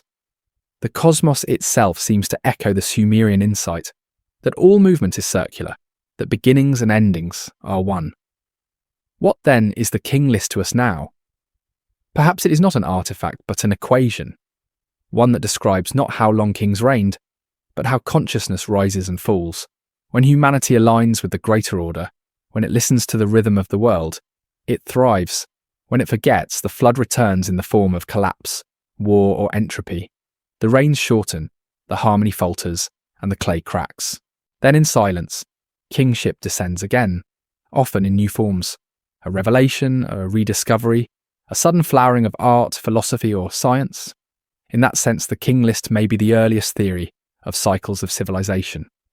Not as prophecy, but as observation. The Sumerians had already seen enough ages to know that history does not advance. It oscillates. They did not fear endings because they knew they were never final. To them, every flood carried within it the promise of renewal. Each city that fell, Uruk, Akkad, would one day rise again, though by another name. The gods did not punish. They recalibrated. The flood was not wrath. It was mercy restoring equilibrium. When modern archaeologists first translated the king list, they were struck by its tone. It is not mythic poetry, nor divine revelation, nor bureaucratic record. It stands at the intersection of all three. Its precision and detachment suggest an awareness of cosmic structure, a kind of humility before patterns too vast for belief alone. The Sumerians did not seek to persuade. They sought to preserve. Their writing is neither desperate nor boastful. It accepts the rhythm of loss and renewal with quiet reverence. That acceptance may be the truest mark of wisdom humanity has ever recorded. And yet, their humility did not prevent them from dreaming. In the centuries after Sumer's fall, the dream of divine kingship continued to shimmer at the edge of civilization's imagination. From the pharaohs of Egypt to the emperors of China, rulers claimed descent from the heavens not as metaphor, but as lineage. Even when belief waned, the architecture remained. The spire, the crown, the skyward gaze. Each was a gesture toward the lost harmony of Eridu. In our own age, we might see these relics of hierarchy as superstition, but the impulse behind them is older than authority itself. It is the yearning to reconnect the human with the infinite, to make the finite sacred again. The king list read with this understanding becomes not a chronicle of kings, but a meditation on continuity. Its numbers, impossible as they are, point toward the immeasurable. Its order reflects a geometry of faith. Somewhere in that geometry lies the reason it still haunts us. The prism that holds it, the Weld Blundell artifact, was likely a temple object, not meant for human eyes alone. Its words were offerings, inscribed for the gods to read, and yet thousands of years later it speaks most clearly to us, a species still trying to remember its own beginnings. We decipher the signs, translate the rains, debate the math, but beneath all our analysis lies the same ancient question the Sumerians once asked in the silence after the flood. How can we live in harmony with the heavens once more? Perhaps the king list endures because that question has no end. It is not an answer but a heartbeat, a pulse that reawakens whenever the world begins to forget itself. To read it is to listen again for that pulse, to remember that time does not move forward, it breathes. And if we could hear that breath now, beneath the static of our own age, would it sound like the whisper of clay drying in the sun? Or like the slow turning of stars that have never stopped watching us, waiting for kingship to descend once more? Not into a crown or a city, but into the quiet awareness of what we already are. See, there is a peculiar stillness in the thought that the first true history of humanity, our earliest chronicle of time, is also a remembrance of something lost. The Sumerian king list, in all its precision and mystery, does not speak of invention or progress, but of return. It begins with descent and ends with silence. Between those two states lies everything: creation, memory, forgetting. To the Sumerians, the human story was not an ascent from ignorance to knowledge, but a movement of remembering what had once been divine and learning again how to bear it in mortal form. They did not see their kings as rulers in the modern sense. A king was not an individual, but a role, a bridge. When the text says kingship descended from heaven, it means that order entered matter, that the vibration of the cosmos found voice and shape among the living. The king was only its instrument. In that sense, the king list is not about politics at all. It is about transmission. It preserves the memory of how the divine rhythm once flowed through the human world. And though we can no longer hear that rhythm as they did, the artifact still hums faintly with its residue, like a string still trembling after the music has stopped. Even its language reflects this duality. The Sumerian word nam-lugal, translated as kingship, literally means the essence of great manhood. But the term nam also carries the sense of destiny, pattern, or principle. Thus, kingship is not merely authority, it is the essence of alignment, the quality of attunement to the cosmic order. When it descends, it is not bestowed by gods in the sky, but awakened within creation itself. To rule in that sense is to remember. If we follow that thought, the entire structure of the list transforms before our eyes. The antediluvian kings ruling for tens of thousands of years represent eras of profound attunement, times when humanity lived in resonance with the cycles of nature and the heavens. The flood marks the break, the dissonance, the forgetting. The post-flood kings ruling for shorter spans embody the gradual contraction of awareness, the movement from cosmic to temporal consciousness. The rhythm accelerates as the memory fades, until time itself becomes fragmented into the narrow years we know today. And yet the Sumerians did not despair. They believed the pattern could be restored. Each temple ritual, each rebuilding of a ziggurat, each recitation of the king list was an act of alignment, a reenactment of the first descent. Their ceremonies were not attempts to please the gods, but to synchronize with them.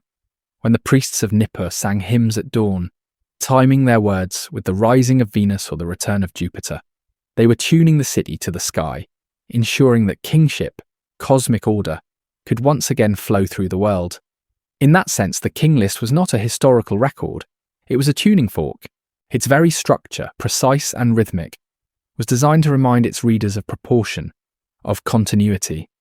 The long reigns before the flood, multiplied by the sacred number 60, were not literal durations but harmonics, ratios that echoed the mathematics of the cosmos. To read the list aloud was to invoke that harmony, to let language itself vibrate with the order it described. Even the flood, the great rupture of the narrative, was not viewed as destruction, but as modulation. In Sumerian hymns, the flood is often called the cleansing, the great washing of the world. It was the reset that allowed the cycle to begin anew. When the waters receded, the first act recorded was not war or conquest, but restoration. After the flood had swept over, kingship descended again from heaven. It is the most hopeful line ever written in clay. But what happens when kingship no longer descends? When humanity forgets how to receive it? The Sumerians seem to fear that more than any physical cataclysm, their laments speak not of death, but of disconnection. The voice of the storm god has gone silent. The temples no longer hear the stars. To lose alignment was to lose reality itself. And yet even in their despair, they left instructions for renewal. Remember, rebuild, repeat. They understood that remembrance, like the flood, is cyclical. It must be rediscovered in every generation. In that they were not wrong. The same pattern has repeated through the ages. Every renaissance begins as a remembering. Every age of enlightenment, every breakthrough in science or art is a new descent of kingship, a fresh alignment between the human and the cosmic. The rediscovery of mathematics, the mapping of the heavens, the birth of philosophy, all are echoes of Eridu, reflections of that first descent, and every collapse that follows, whether by war, decay, or disillusion, is another flood, sweeping the world clean of its arrogance so that the memory can rise again in purer form. It is humbling to think that perhaps the Sumerians understood us better than we understand them. They would have recognized our age, its brilliance, its hubris, its disconnection. They would have known that when humanity forgets the source of its knowledge, it begins to drown not in water, but in its own noise, for the flood now is not of rivers, but of information. The silence of the heavens has been replaced by the roar of data. And yet the same question persists. From where does kingship descend now? Maybe it no longer falls from the sky. Maybe it rises within, through moments of stillness, through acts of remembrance, through the quiet alignment of mind and nature. If kingship once meant the descent of divine order into human form, perhaps in this age, it means the awakening of that order within the human itself.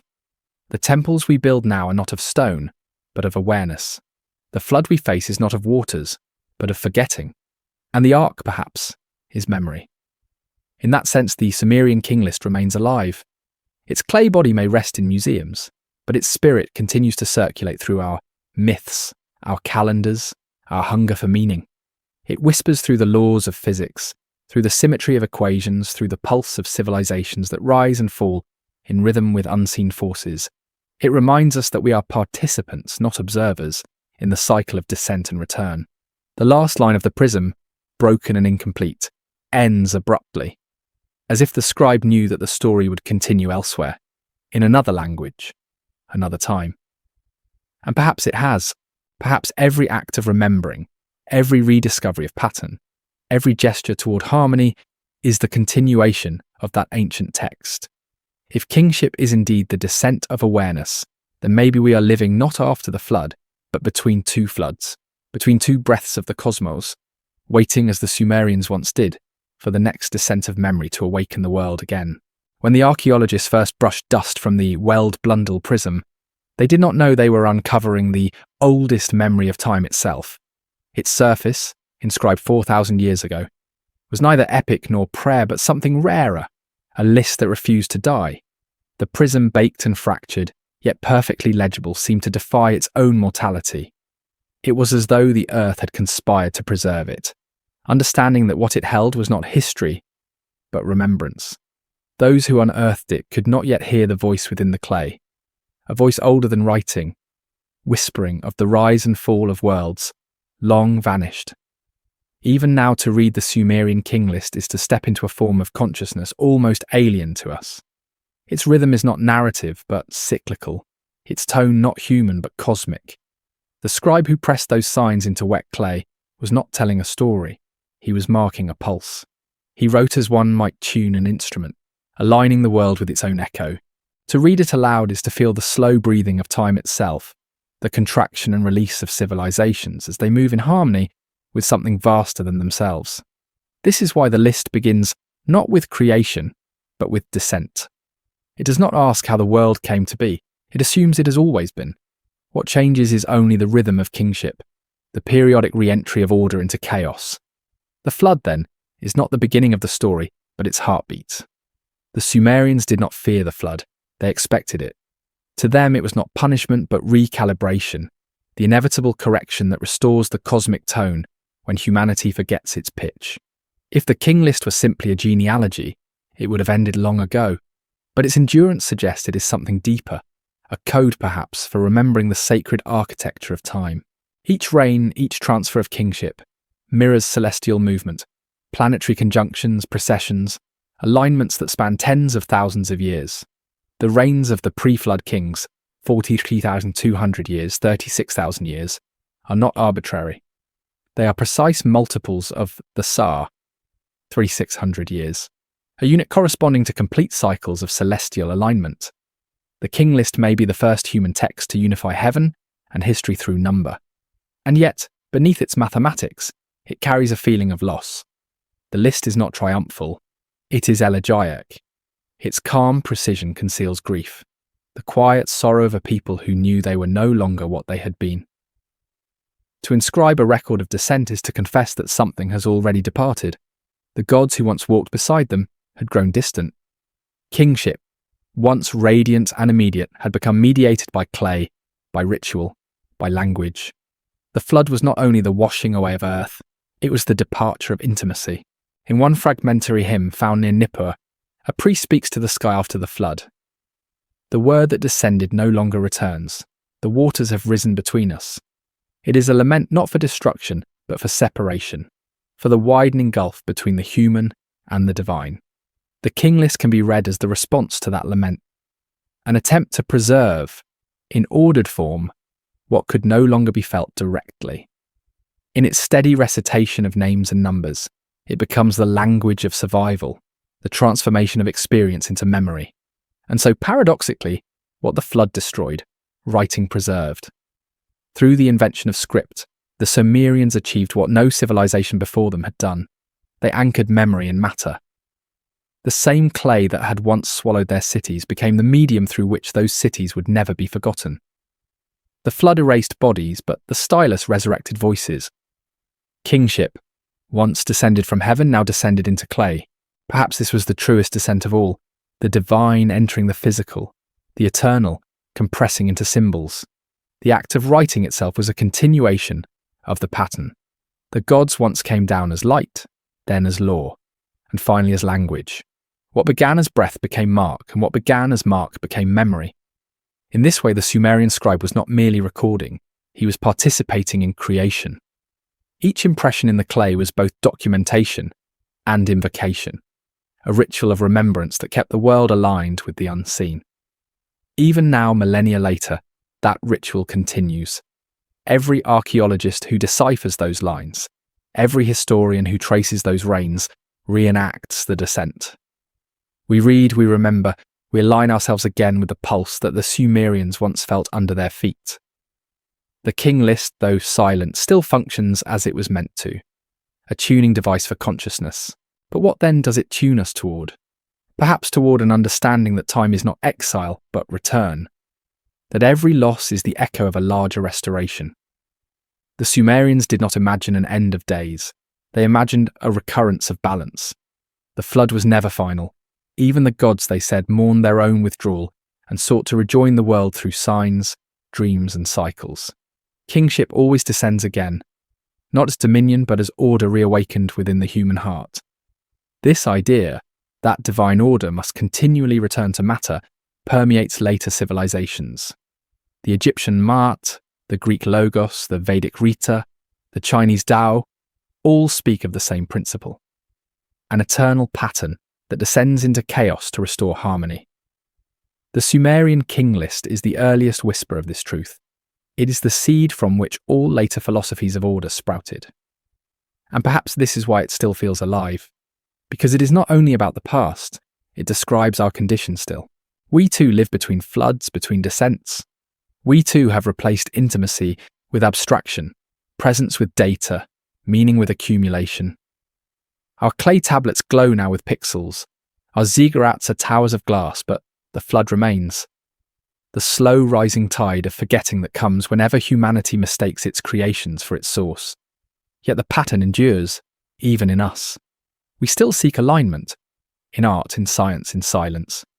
Every act of wonder, every glimpse of order amid chaos, is another descent of kingship. The cycle has not stopped. It has only changed form. The prism's clay may be ancient, but the music it carries is perpetual. So the question that haunted the Sumerians remains ours. Will we remember how to listen when the next descent comes? For kingship will descend again, not as command or creed, but as clarity. When it does, the world will not begin anew. It will remember what it has always been.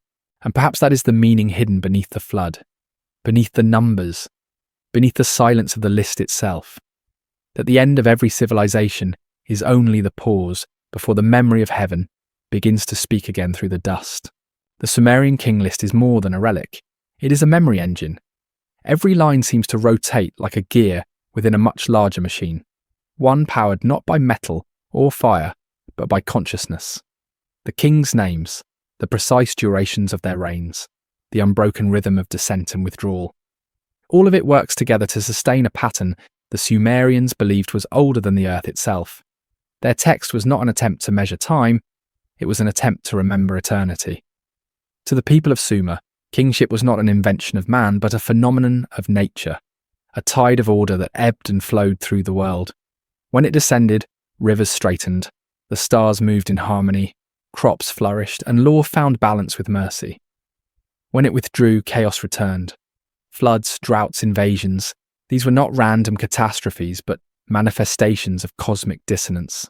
The king list is the chronicle of this breathing rhythm, a document of how the divine entered and left the human sphere. Every reign in the list carries with it an echo of this rhythm. The earliest kings ruled for tens of thousands of years because they lived within time, not against it. Their awareness, the Sumerians believed, stretched beyond the boundaries of decay. They were not immortal. They were synchronized. After the flood, when kingship descended again, humanity had fallen out of rhythm. The reigns shortened because consciousness had contracted. The divine pattern still pulsed through the world, but humanity no longer resonated fully with it. Time fragmented. The eternal became chronological. This fall from cosmic rhythm is not unique to Sumer. It haunts every civilization. In Greece, it became the loss of the Golden Age. In India, it became the decline through the Yugas. In the Bible, it became exile from Eden. Each myth describes the same descent into forgetfulness, the same severing of the thread that once connected heaven and earth. But the Sumerians, with their calm precision, refused to dramatize it. They recorded it simply, rhythmically, as though the loss itself was part of the cycle. They understood that what falls will rise again, that kingship, once withdrawn, will always return. It is this quiet faith that makes their worldview so hauntingly modern. For beneath all our progress, we still sense the same pulse. We still measure time by celestial cycles, still align our calendars with solstices and equinoxes. We still feel, in the depths of memory, that there was once a harmony between human life and the cosmos, a music we can no longer hear but instinctively miss. The king list is that missing chord transcribed into clay. The prism's geometry itself reinforces this idea. 4 sides, inscribed top to bottom, each converging toward a point, an axis around which all reigns revolve. To the Sumerians, this shape was not decorative. It was metaphysical. The prisms symbolized the axis mundi, the vertical bridge between heaven and earth. Each face represented a plane of existence, the divine, the celestial, the terrestrial, the underworld. The act of rotating it was a ritual reenactment of the descent. The list was not meant to be read passively. It was meant to be turned, to be moved, to make the cosmos spin in the hands of the reader. This tactile relationship with knowledge is what separates the ancient from the modern. We now read about the world, they read with it. For them, wisdom was not accumulation, but alignment. To study the king list was not to analyze, it was to attune. Each number, each city, each king was a harmonic note. Even the flood was part of the composition, a necessary pause to restore the key.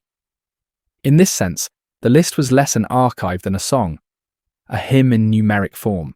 It is tempting to view such an idea as poetic exaggeration, but the more one examines the mathematics of the list, the more its precision becomes undeniable. The numbers follow predictable multiples of 60, the Sumerian base unit. The total reigns before the flood correspond roughly to one precessional age, the time it takes the Earth's axis to trace a full circle in the heavens. In this way, the Sumerians recorded the vast cycles of the sky without telescopes, using myth as their instrument of measurement. They saw what modern science would rediscover millennia later. That time, both cosmic and human, is rhythmic and recursive. The tragedy, perhaps, is that as civilizations evolved, they forgot the music and remembered only the math. The sacred became secular, the pattern became calendar, and the king list's living pulse became an object of study rather than participation. We preserved the shell of their wisdom, but not its soul. Yet even now traces of that soul remain, encoded in our language, our architecture, our instinct to measure, to record, to seek symmetry. The act of writing, born in their temples, still carries their purpose, to defy the flood by giving memory a body. Maybe that is what the king list truly teaches, that writing is itself a form of kingship. To inscribe is to rule over forgetting. Every word pressed into clay or carved into stone was an act of reordering chaos, a restoration of the divine pattern within the human world. The Sumerians saw the scribe as the true inheritor of the first kings. His stylus was the scepter, his tablet, the throne. He did not command armies, but remembrance. Through him, kingship never truly vanished.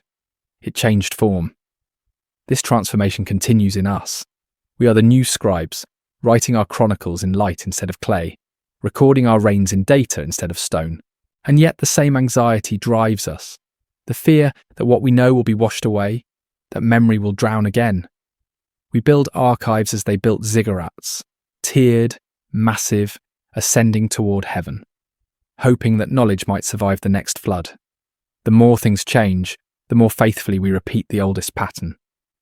The Sumerians would not have feared this. They would have seen it as proof that the descent still continues. For them, even our forgetting is sacred. It makes room for the next remembering. Every age, they would say, must lose itself to find itself again. The flood must come, or the world will stagnate. Kingship must withdraw, or it will decay into tyranny. Only through dissolution can order be renewed, and so the king list endures, not as a prophecy of doom, but as an affirmation of renewal.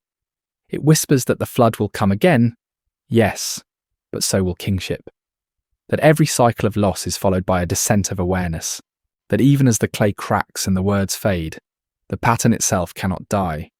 Perhaps that is the most extraordinary thing about the Sumerian mind. It did not seek to escape impermanence. It sanctified it. It found the divine not in eternity, but in recurrence, in the certainty that even after the flood, after the silence, after the forgetting, something will descend again from heaven. And when it does, it will not come to build temples or name kings. It will come quietly, as it always has, as understanding. When we gaze upon the prism today, encased in glass under museum lights, it feels less like an artifact than a mirror, one that reflects not the Sumerians but ourselves. Every generation that rediscovers it projects into its silence the questions it cannot answer. Who first ruled the earth? What force gives rise to order? Why must all things end? Yet the prism never replies. It offers only rhythm. Its steady cadence of descent and flood, rain and silence, is the sound of existence itself breathing. For the Sumerians, the list was not merely about the past. It was a way of situating themselves within the living pulse of the cosmos. To record the descent of kingship was to record the descent of understanding. The divine did not impose itself from above, it entered quietly through resonance. A king was not chosen by birth or conquest, but by alignment. His task was not to dominate, but to preserve harmony between heaven and earth. The real kingship was not political, it was metaphysical. It was the moment when human consciousness reflected cosmic order clearly enough for the world to stay balanced. When that reflection dulled, when greed and noise drowned the harmony, kingship withdrew. The flood followed. And so the cycle repeated. It is easy, reading these patterns through the lens of modern history, to see only superstition. But beneath their mythology lies a profound psychological truth. Every age, every civilization, and every person contains its own descent and its own flood. Consciousness, too, rises and falls. Order within the mind follows the same rhythm as order within the world. The Sumerians intuited this long before psychology or philosophy. In their view, what happened in the heavens happened in the soul. Their word for temple also meant house, but symbolically it referred to the body. The human being was a microcosm of the cosmos, built in the same proportions, animated by the same breath. Kingship, when it descended, entered not only cities and empires, but individuals. To live rightly was to let that kingship rule within, the divine pattern manifest through thought and action. Thus, the king list, in its deepest layer, may not be about civilization at all. It may be about consciousness, about how awareness rises, reigns and recedes within the human condition. The pre-flood kings, vast and timeless, represent the epochs when humanity's perception was fully aligned with nature, when the boundaries between self and cosmos were thin. The flood marks the separation, the birth of individuality, the fall into forgetfulness. After that, the reigns shorten, mirroring the fragmentation of perception. The world becomes divided into nations, beliefs, sciences, languages, all attempts to reconstruct unity from memory. In this light, the list is not a chronology, but a meditation on awareness itself. It maps the long oscillation between connection and alienation, harmony and chaos. Every flood is a forgetting, every descent a rediscovery.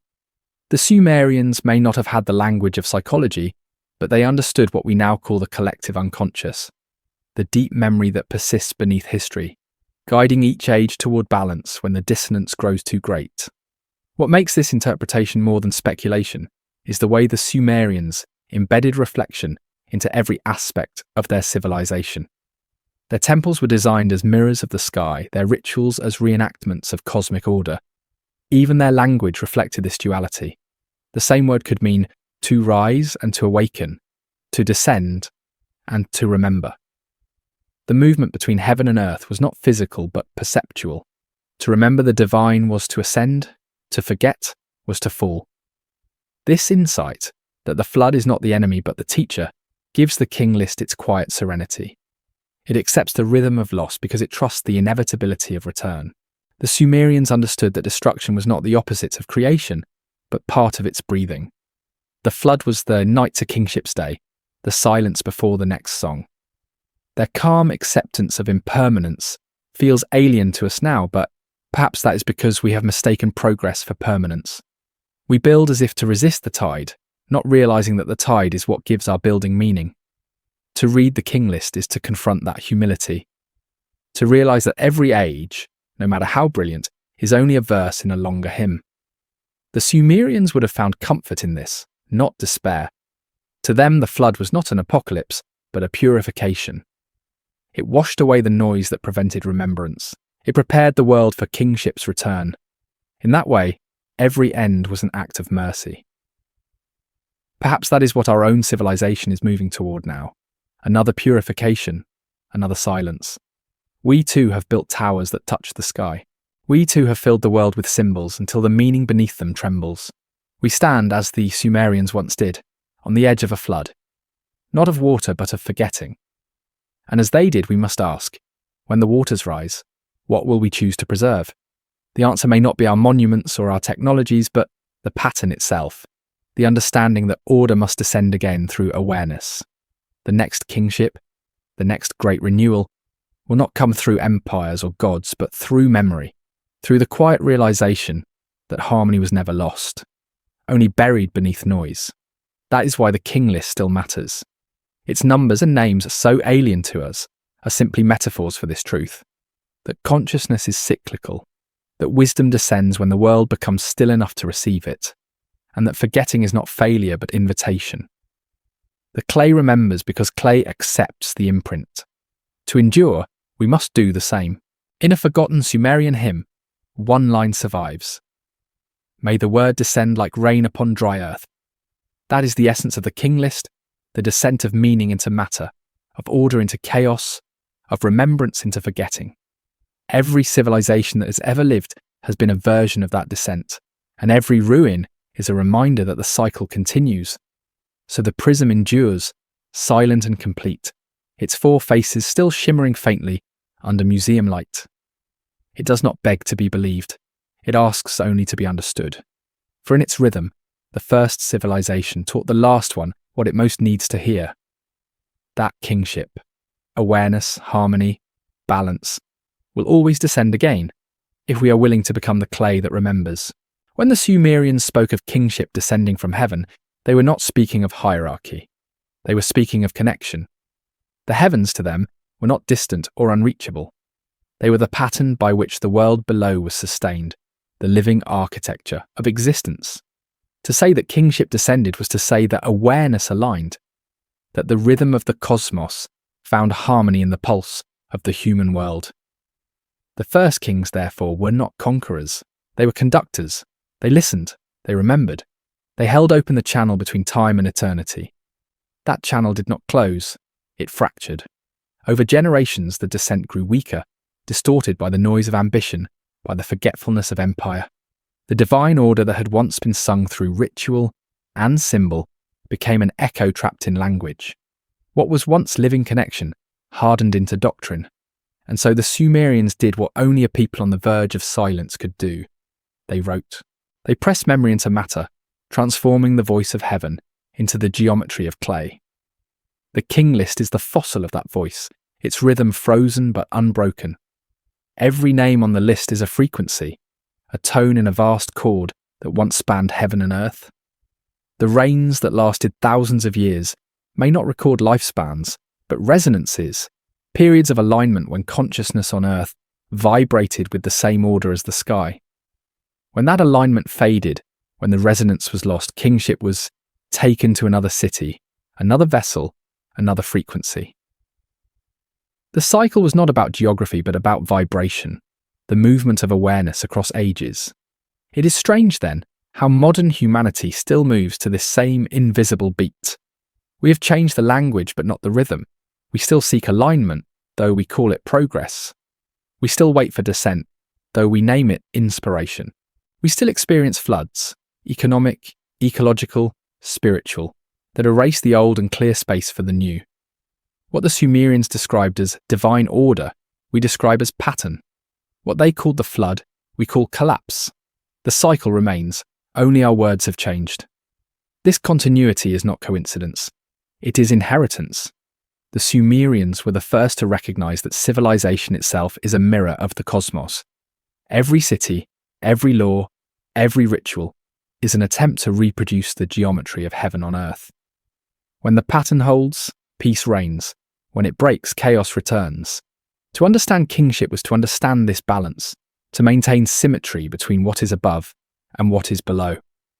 In that symmetry lay wisdom, justice, and survival. The Sumerians encoded this symmetry everywhere, in the architecture of Ziggurats, whose ascending terraces mirrored the seven heavens. In their system of time, divided into units of 60, reflecting the cycle of celestial motion. In their mythology, where gods and humans interacted not as strangers, but as reflections.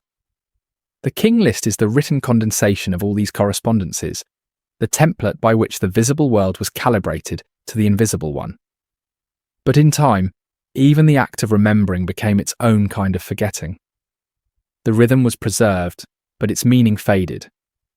Successors like Babylon and Assyria inherited the form, but not the essence. The descent became a claim of power rather than a state of consciousness. The divine right of kings replaced the divine resonance of kingship. Authority hardened into hierarchy. The bridge between heaven and earth became a throne, and the humility that once sustained balance gave way to dominion. The list, however, remembers differently. Its tone is not imperial, it is reverent. There is no glory in its lines, no triumph in its cadence. Its language is sparse, mathematical, impartial.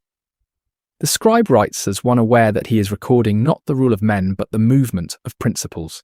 The numbers, the durations, the successions. They are symbols of recurrence, not achievement. The list is not about who ruled, but how long harmony endured before it was broken. In this, the king list feels less like an ancient record and more like a mirror of our own moment. We too live in a world out of rhythm. Our kings are no longer divine, but the same imbalance persists. We have multiplied our temples into skyscrapers, our tablets into screens, our rituals into routines, and yet we have forgotten the pattern that made any of it sacred. The heavens no longer descend because we no longer listen. Our flood is one of noise, not water. It drowns by abundance, not absence, not. And yet even within this deluge, the ancient rhythm continues to hum beneath the surface. It is there in the precision of physics, in the quiet laws that hold galaxies together. It is there in the cycles of climate and evolution, in the patterns of thought and dream that repeat through history. It is there in music, in art, in every act of creation that restores harmony to chaos. Kingship still descends, but no longer as ruler, temple, or creed. It descends as awareness, as the moment when the human mind aligns, however briefly, with the order of the cosmos. Perhaps this is what the Sumerians foresaw. The final lines of the list, broken and incomplete, do not close the story. They leave it open. The text ends as if waiting for another descent, another age, another remembering. It is possible that the scribes left it unfinished intentionally, knowing that no cycle ever truly ends. Their silence was not absence. It was invitation. They handed the memory forward to those who would one day rediscover it and continue the rhythm in another form. We are those inheritors. Each time we study the stars, each time we rebuild after ruin, each time we listen deeply enough to hear meaning within silence, we are writing the next line of the king list. The clay is now light, the stylus now thought, but the gesture is the same, to mark the descent of awareness upon the surface of the world. The question is no longer whether kingship will descend again. It always does, but whether we will recognize it when it comes. For kingship has never been about power. It has always been about remembrance. It is the moment when creation becomes conscious of itself. When heaven looks into the mirror of earth and finds its reflection still shining there, the flood, inevitable as night, will come again, but so will the dawn that follows. Between the two, the tablet waits, unwritten, unbroken, listening. The Sumerians knew what we are still learning, that civilizations do not rise and fall, they inhale and exhale. That kingship, like breath, is both departure and return, and that what descends from heaven is not authority, but awareness, the stillness that allows the world to remember its own rhythm again. The Sumerians believed that remembering was a sacred act, an offering as real as incense or grain. To remember was to align, to bring the human world back into tune with the divine rhythm. Every tablet, every inscription, every retelling of the king list was an act of devotion, an acknowledgement that nothing truly perishes so long as it is remembered in pattern. Forgetting, on the other hand, was the true death, not of bodies but of harmony. And so in their temples the scribes worked not only as historians but as keepers of balance, priests of continuity who shaped eternity with a stylus. It is difficult from the vantage of our restless age to imagine that kind of stillness, to sit before wet clay, tracing the breath of the cosmos in wedge-shaped marks, must have felt like participating in creation itself. Each symbol pressed into the surface carried more than sound, it carried vibration. The echo of the gods who first named the stars. The scribe's task was to maintain that vibration, to ensure that the rhythm of descent did not vanish into silence. The king list was their metronome. What they preserved was not merely chronology, but cosmology, the conviction that order flows downward and must continually be renewed. When kingship descended, it meant that awareness had found a vessel, an age, a people, a mind, through which to express itself. When it withdrew, the vessel had broken, and chaos reclaimed the field. Yet even chaos, they knew, was not evil. It was the space between breaths, the fertile void from which the next harmony would arise. The Sumerians accepted this duality with a serenity almost unimaginable to us. For them, every end was an act of preparation, and this is why their legacy endures in paradox. Though their empire vanished, their understanding of rhythm still animates us. It is present in the cadence of modern thought, in the oscillation between innovation and collapse, in the recurring dreams of utopia and apocalypse that define our literature.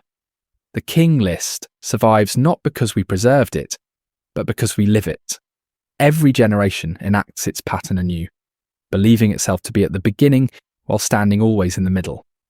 What the Sumerians glimpsed in clay, we now trace in light. Our instruments measure cosmic microwave echoes, gravitational waves, quantum vibrations. Each discovery another form of descent. We speak of the music of the spheres, in scientific rather than sacred terms, but the intuition is the same, that existence is rhythmic, and that understanding it means listening. The king list is not a relic of primitive superstition, it is the first articulation of that listening. The more one contemplates its structure, the more it resembles a meditation rather than a document. Its simplicity is deceptive. To repeat the phrase, "Then kingship was taken to another city," is to enter a trance. The words become a mantra, dissolving linear thought into cyclical awareness. Through repetition, the text transforms the reader. One begins to feel time as the Sumerians did, not as a line stretching forward, but as a breath endlessly inhaling and exhaling through creation. Perhaps this was its true purpose, to restore the listener to that primordial rhythm where heaven and earth were still in dialogue. Modern scholars call it a king list, but the Sumerians never gave it such a name. To them it was simply the tablet of kingship. The difference is subtle but immense.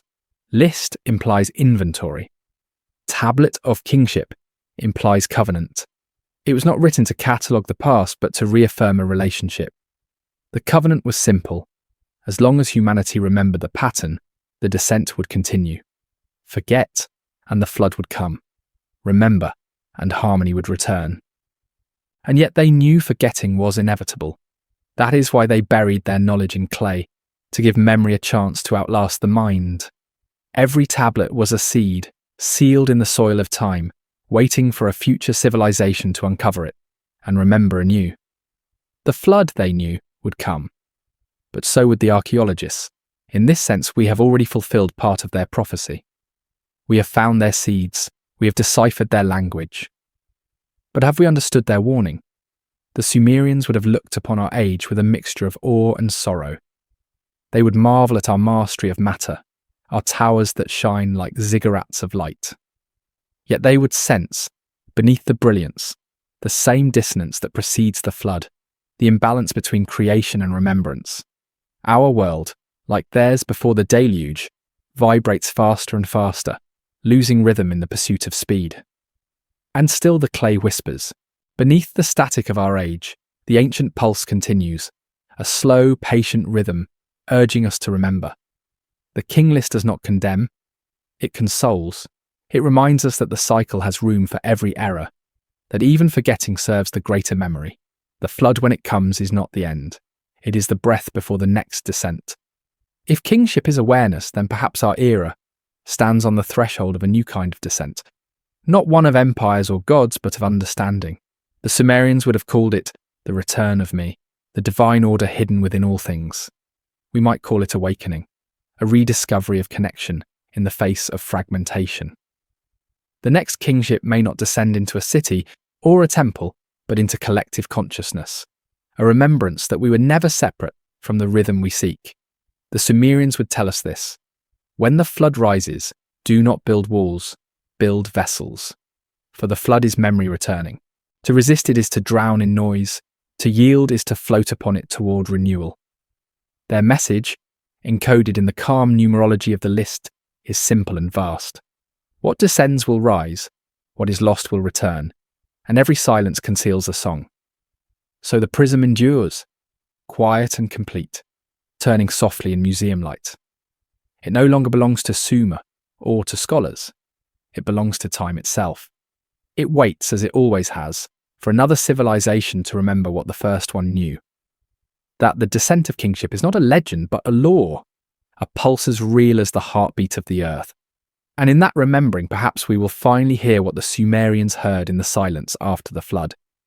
The faint hum of the universe aligning again, the voice of order descending once more through us. At dawn, the plains of ancient Sumer glow with the same pale light that once shone upon the temples of Eridu. The marsh reeds sway in the soft wind, and the Tigris and Euphrates still breathe their slow rhythm across the land. The cities are gone, the ziggurats reduced to silhouettes of mud and memory, but the geometry of the world remains unchanged. The rivers still divide and converge like the veins of the cosmos, carrying with them the same pattern that the Sumerians once traced into clay.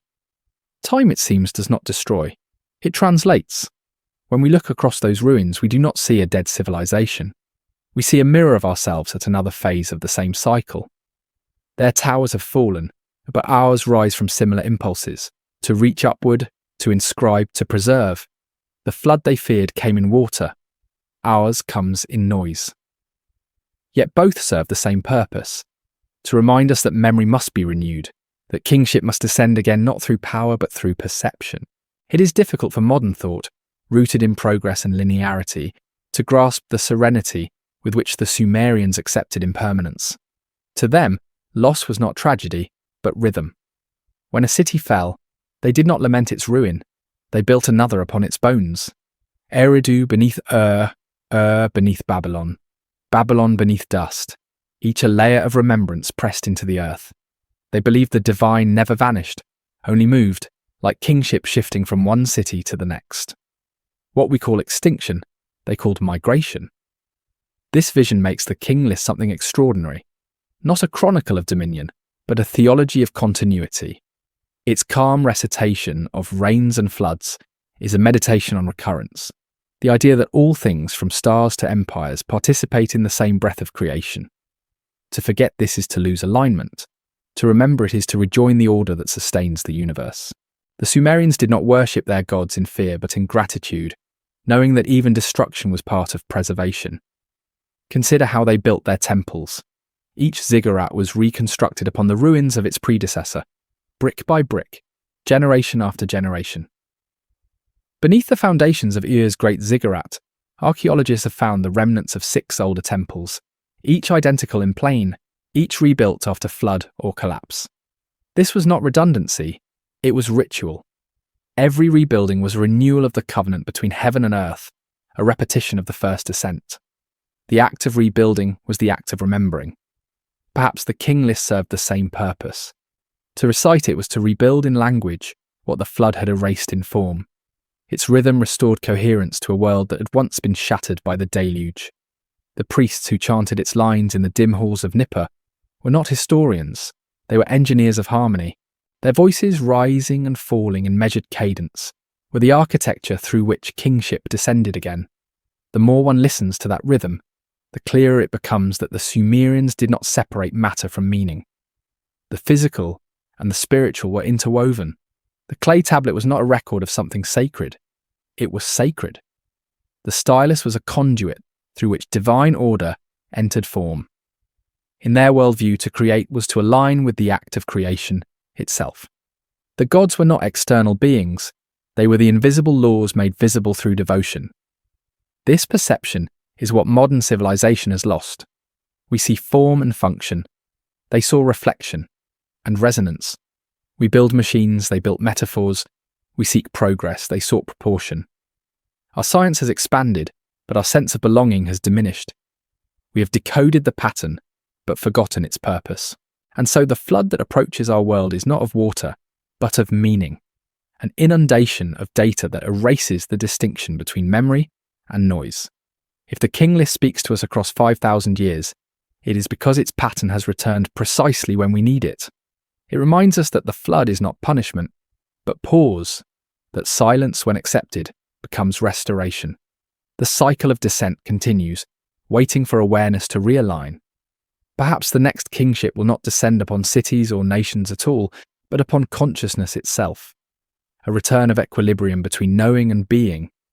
The Sumerians, had they foreseen us, might have said that we live in the age between floods, a liminal time when the memory of order flickers, but has not yet been reborn. We possess vast knowledge yet little wisdom, endless information but diminishing understanding. We have multiplied our tools but not our harmony. The rhythm of descent, still echoing through the centuries, asks us to slow down, to listen again for the pulse beneath the noise. For kingship descends only into stillness. It is tempting to think of the king list as prophecy, but it is more precise than that. It is instruction. Its very structure teaches us how to inhabit time. Each reign is a measure of harmony, each flood a measure of correction.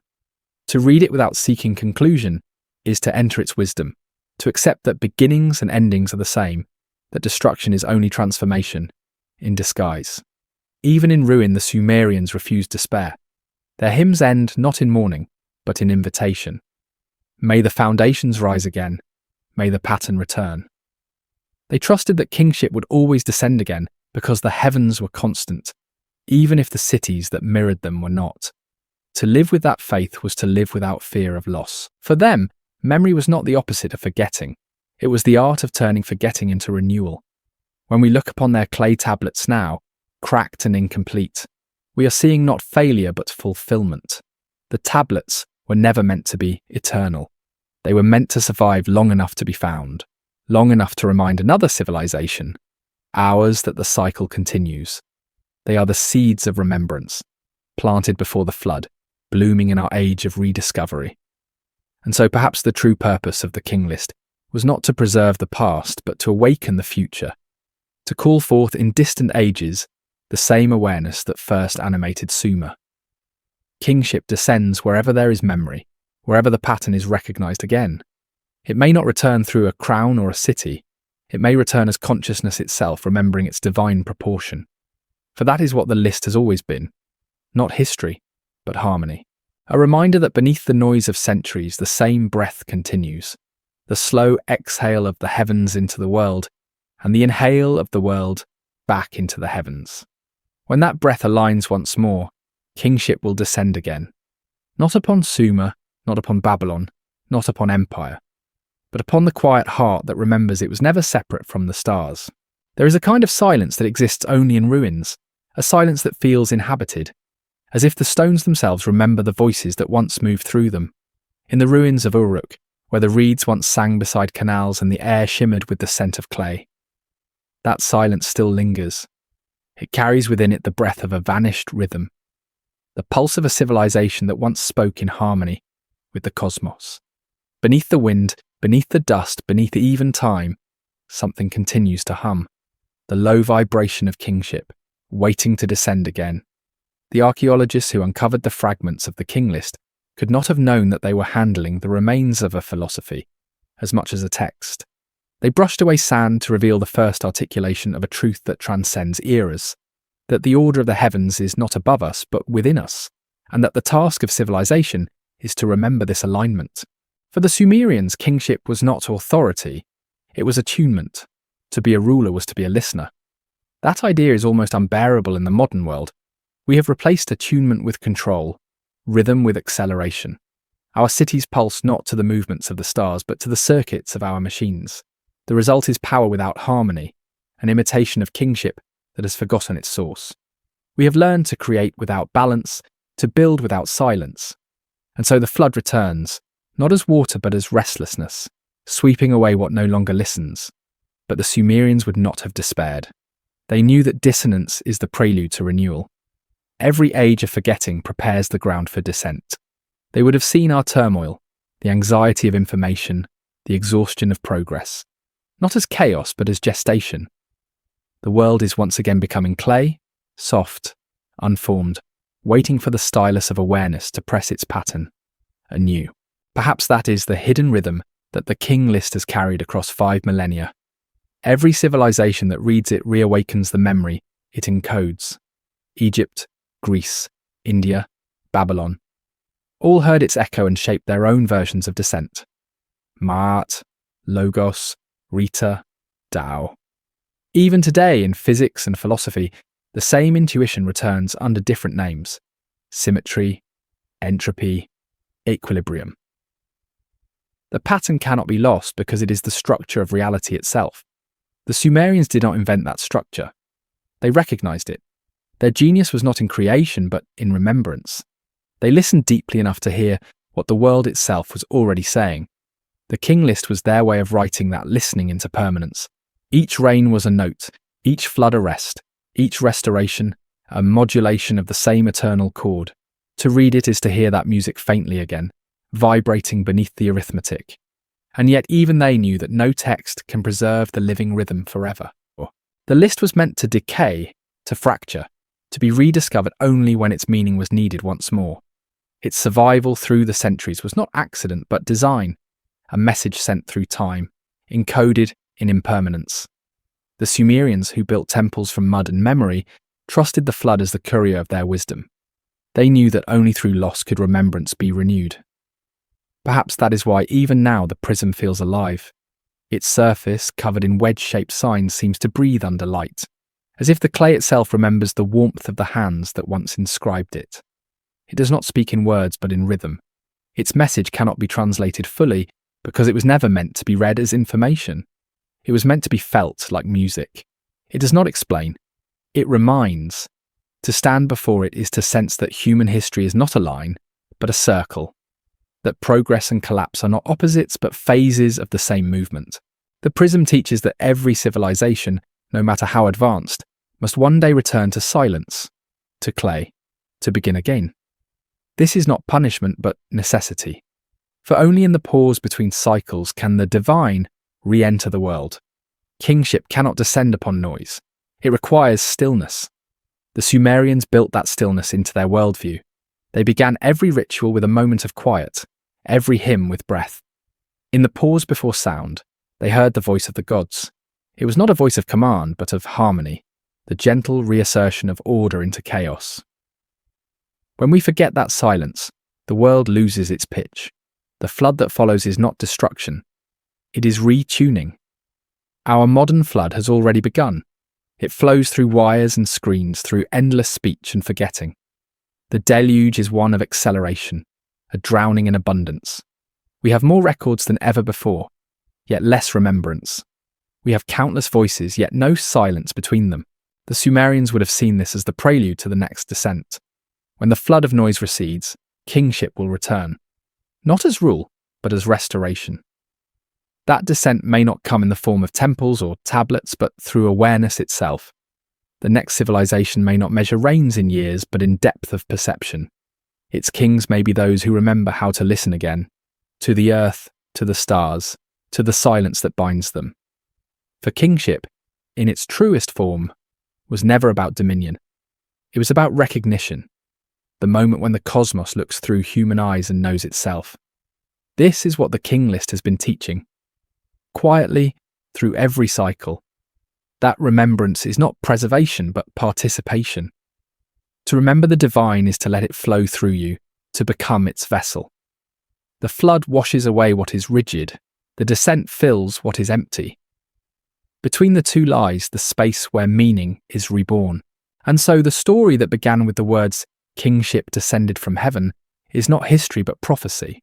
It describes not what happened, but what always happens, the eternal rhythm by which awareness enters and withdraws from the world. The Sumerians, in their Klayan song, captured that rhythm once. We are its inheritors, still tracing its pulse through the ruins of our own making. Perhaps the final lesson of the king list is this: civilizations do not die, they sleep. Their silence is not void but preparation. Every ruin is a rehearsal for rebirth, every flood the resetting of the world's heart. The prism endures because its message is timeless, that heaven will always descend again, and earth will always remember how to receive it. If we, like the Sumerians, can learn to listen, to hear the order beneath the flood, the pattern beneath the noise, then kingship will not need to return. It will have never left. At the end of all lists there is silence. The final line of the Sumerian king list fades not with closure but with absence, as if the clay itself knew when to stop breathing. The last recorded kings vanish into fragments, their reigns incomplete, their cities unnamed. Scholars call it damage, but perhaps it was intention.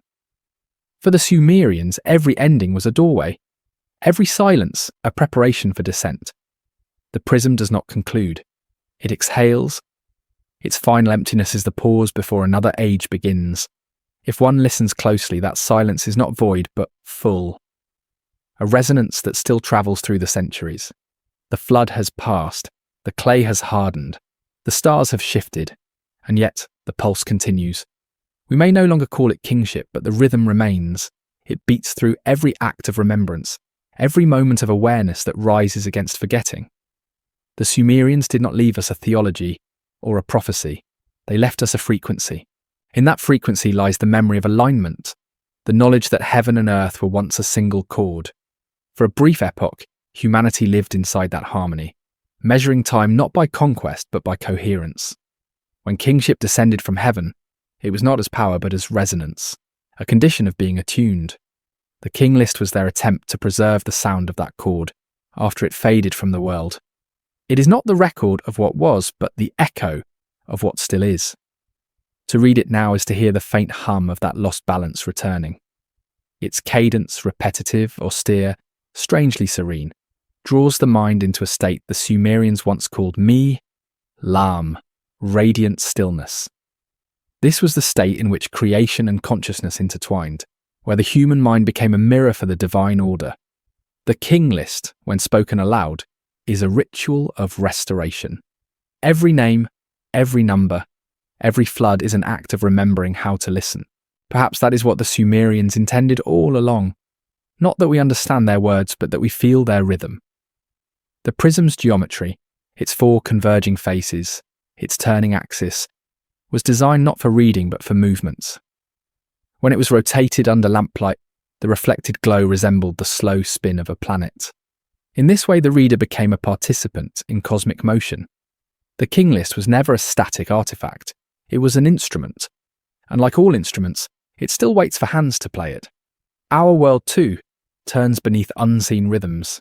The same constellations rise over us that once guided Sumerian priests through the marshland. The same magnetic pulse stirs beneath the earth. The same celestial cycles measure our nights and seasons. The descent continues. The question is not whether kingship will return, but whether we will notice it when it does. For the descent is not spectacle. It is awakening. It arrives quietly like dawn. Maybe that is already happening. Amid the noise of our age, there are small silences appearing, moments when attention slows, when the flood of motion briefly parts and the deeper current becomes visible. In those instants, the old rhythm stirs. Art, science, philosophy, all in their own languages, attempt to recover that lost harmony between knowing and being. The Sumerians would have recognized this as the beginning of another descent. Kingship, they would say, is returning, not to empires, but to awareness. To live in remembrance is to live as the Sumerians once did, aware of cycles, unafraid of collapse, reverent before impermanence. They knew that all creation moves in spirals, expansion followed by return, ascent followed by silence. They did not seek immortality, only continuity. Their faith was not in permanence, but in recurrence. That is why their words still reach us through broken clay. They were written not for eternity, but for rhythm. Eternity is too static. Rhythm breathes. As we reach the end of their text, we find ourselves at the beginning of ours. The prism's final silence mirrors our own uncertainty, our own flood of forgetting. Yet within that silence lies possibility. The king list has survived every deluge of history because it carries no dogma, only pattern. It does not tell us what to believe. It teaches us how to listen. And in that listening, something descends again. The quiet certainty that order has not left the world, only our perception of it. Perhaps the ultimate teaching of the Sumerians is humility before time. They understood that civilization is not a monument but a melody, that every rise and fall, every flood and renewal, is part of a greater composition that no single age can complete. Their genius was not in the temples they built, but in their acceptance that even those temples would one day become dust. They built anyway, not to defy impermanence, but to participate in it. That is the wisdom the king list whispers across the ages, that memory is not resistance to decay, but collaboration with it. To remember is not to preserve, but to align. The clay did not fear erosion, it trusted the flood to carry its message forward. Perhaps we too must learn to trust the current, to let go of the illusion of permanence, and rediscover the rhythm beneath change. And so the story that began with kingship, descending from heaven, ends not in ruin, but in recognition. The descent was never about gods or rulers, it was about awareness itself finding form. Every age that listens becomes Sumer again. Every mind that remembers becomes the next city upon which kingship descends. The pattern continues. Unbroken, unseen, eternal. In the museum light, the Weld Blundell prism gleams softly, its ancient signs barely visible, its clay still whispering through the glass. Those who pause long enough to listen may feel it, the quiet rhythm of the world turning, the same pulse that once guided the Sumerian scribes as they pressed their marks into the earth. The prism does not ask for belief, it asks for silence, for in silence the descent begins anew. And somewhere perhaps unseen, another scribe prepares the next tablet, not in clay but in consciousness, recording not the names of kings, but the return of remembrance itself.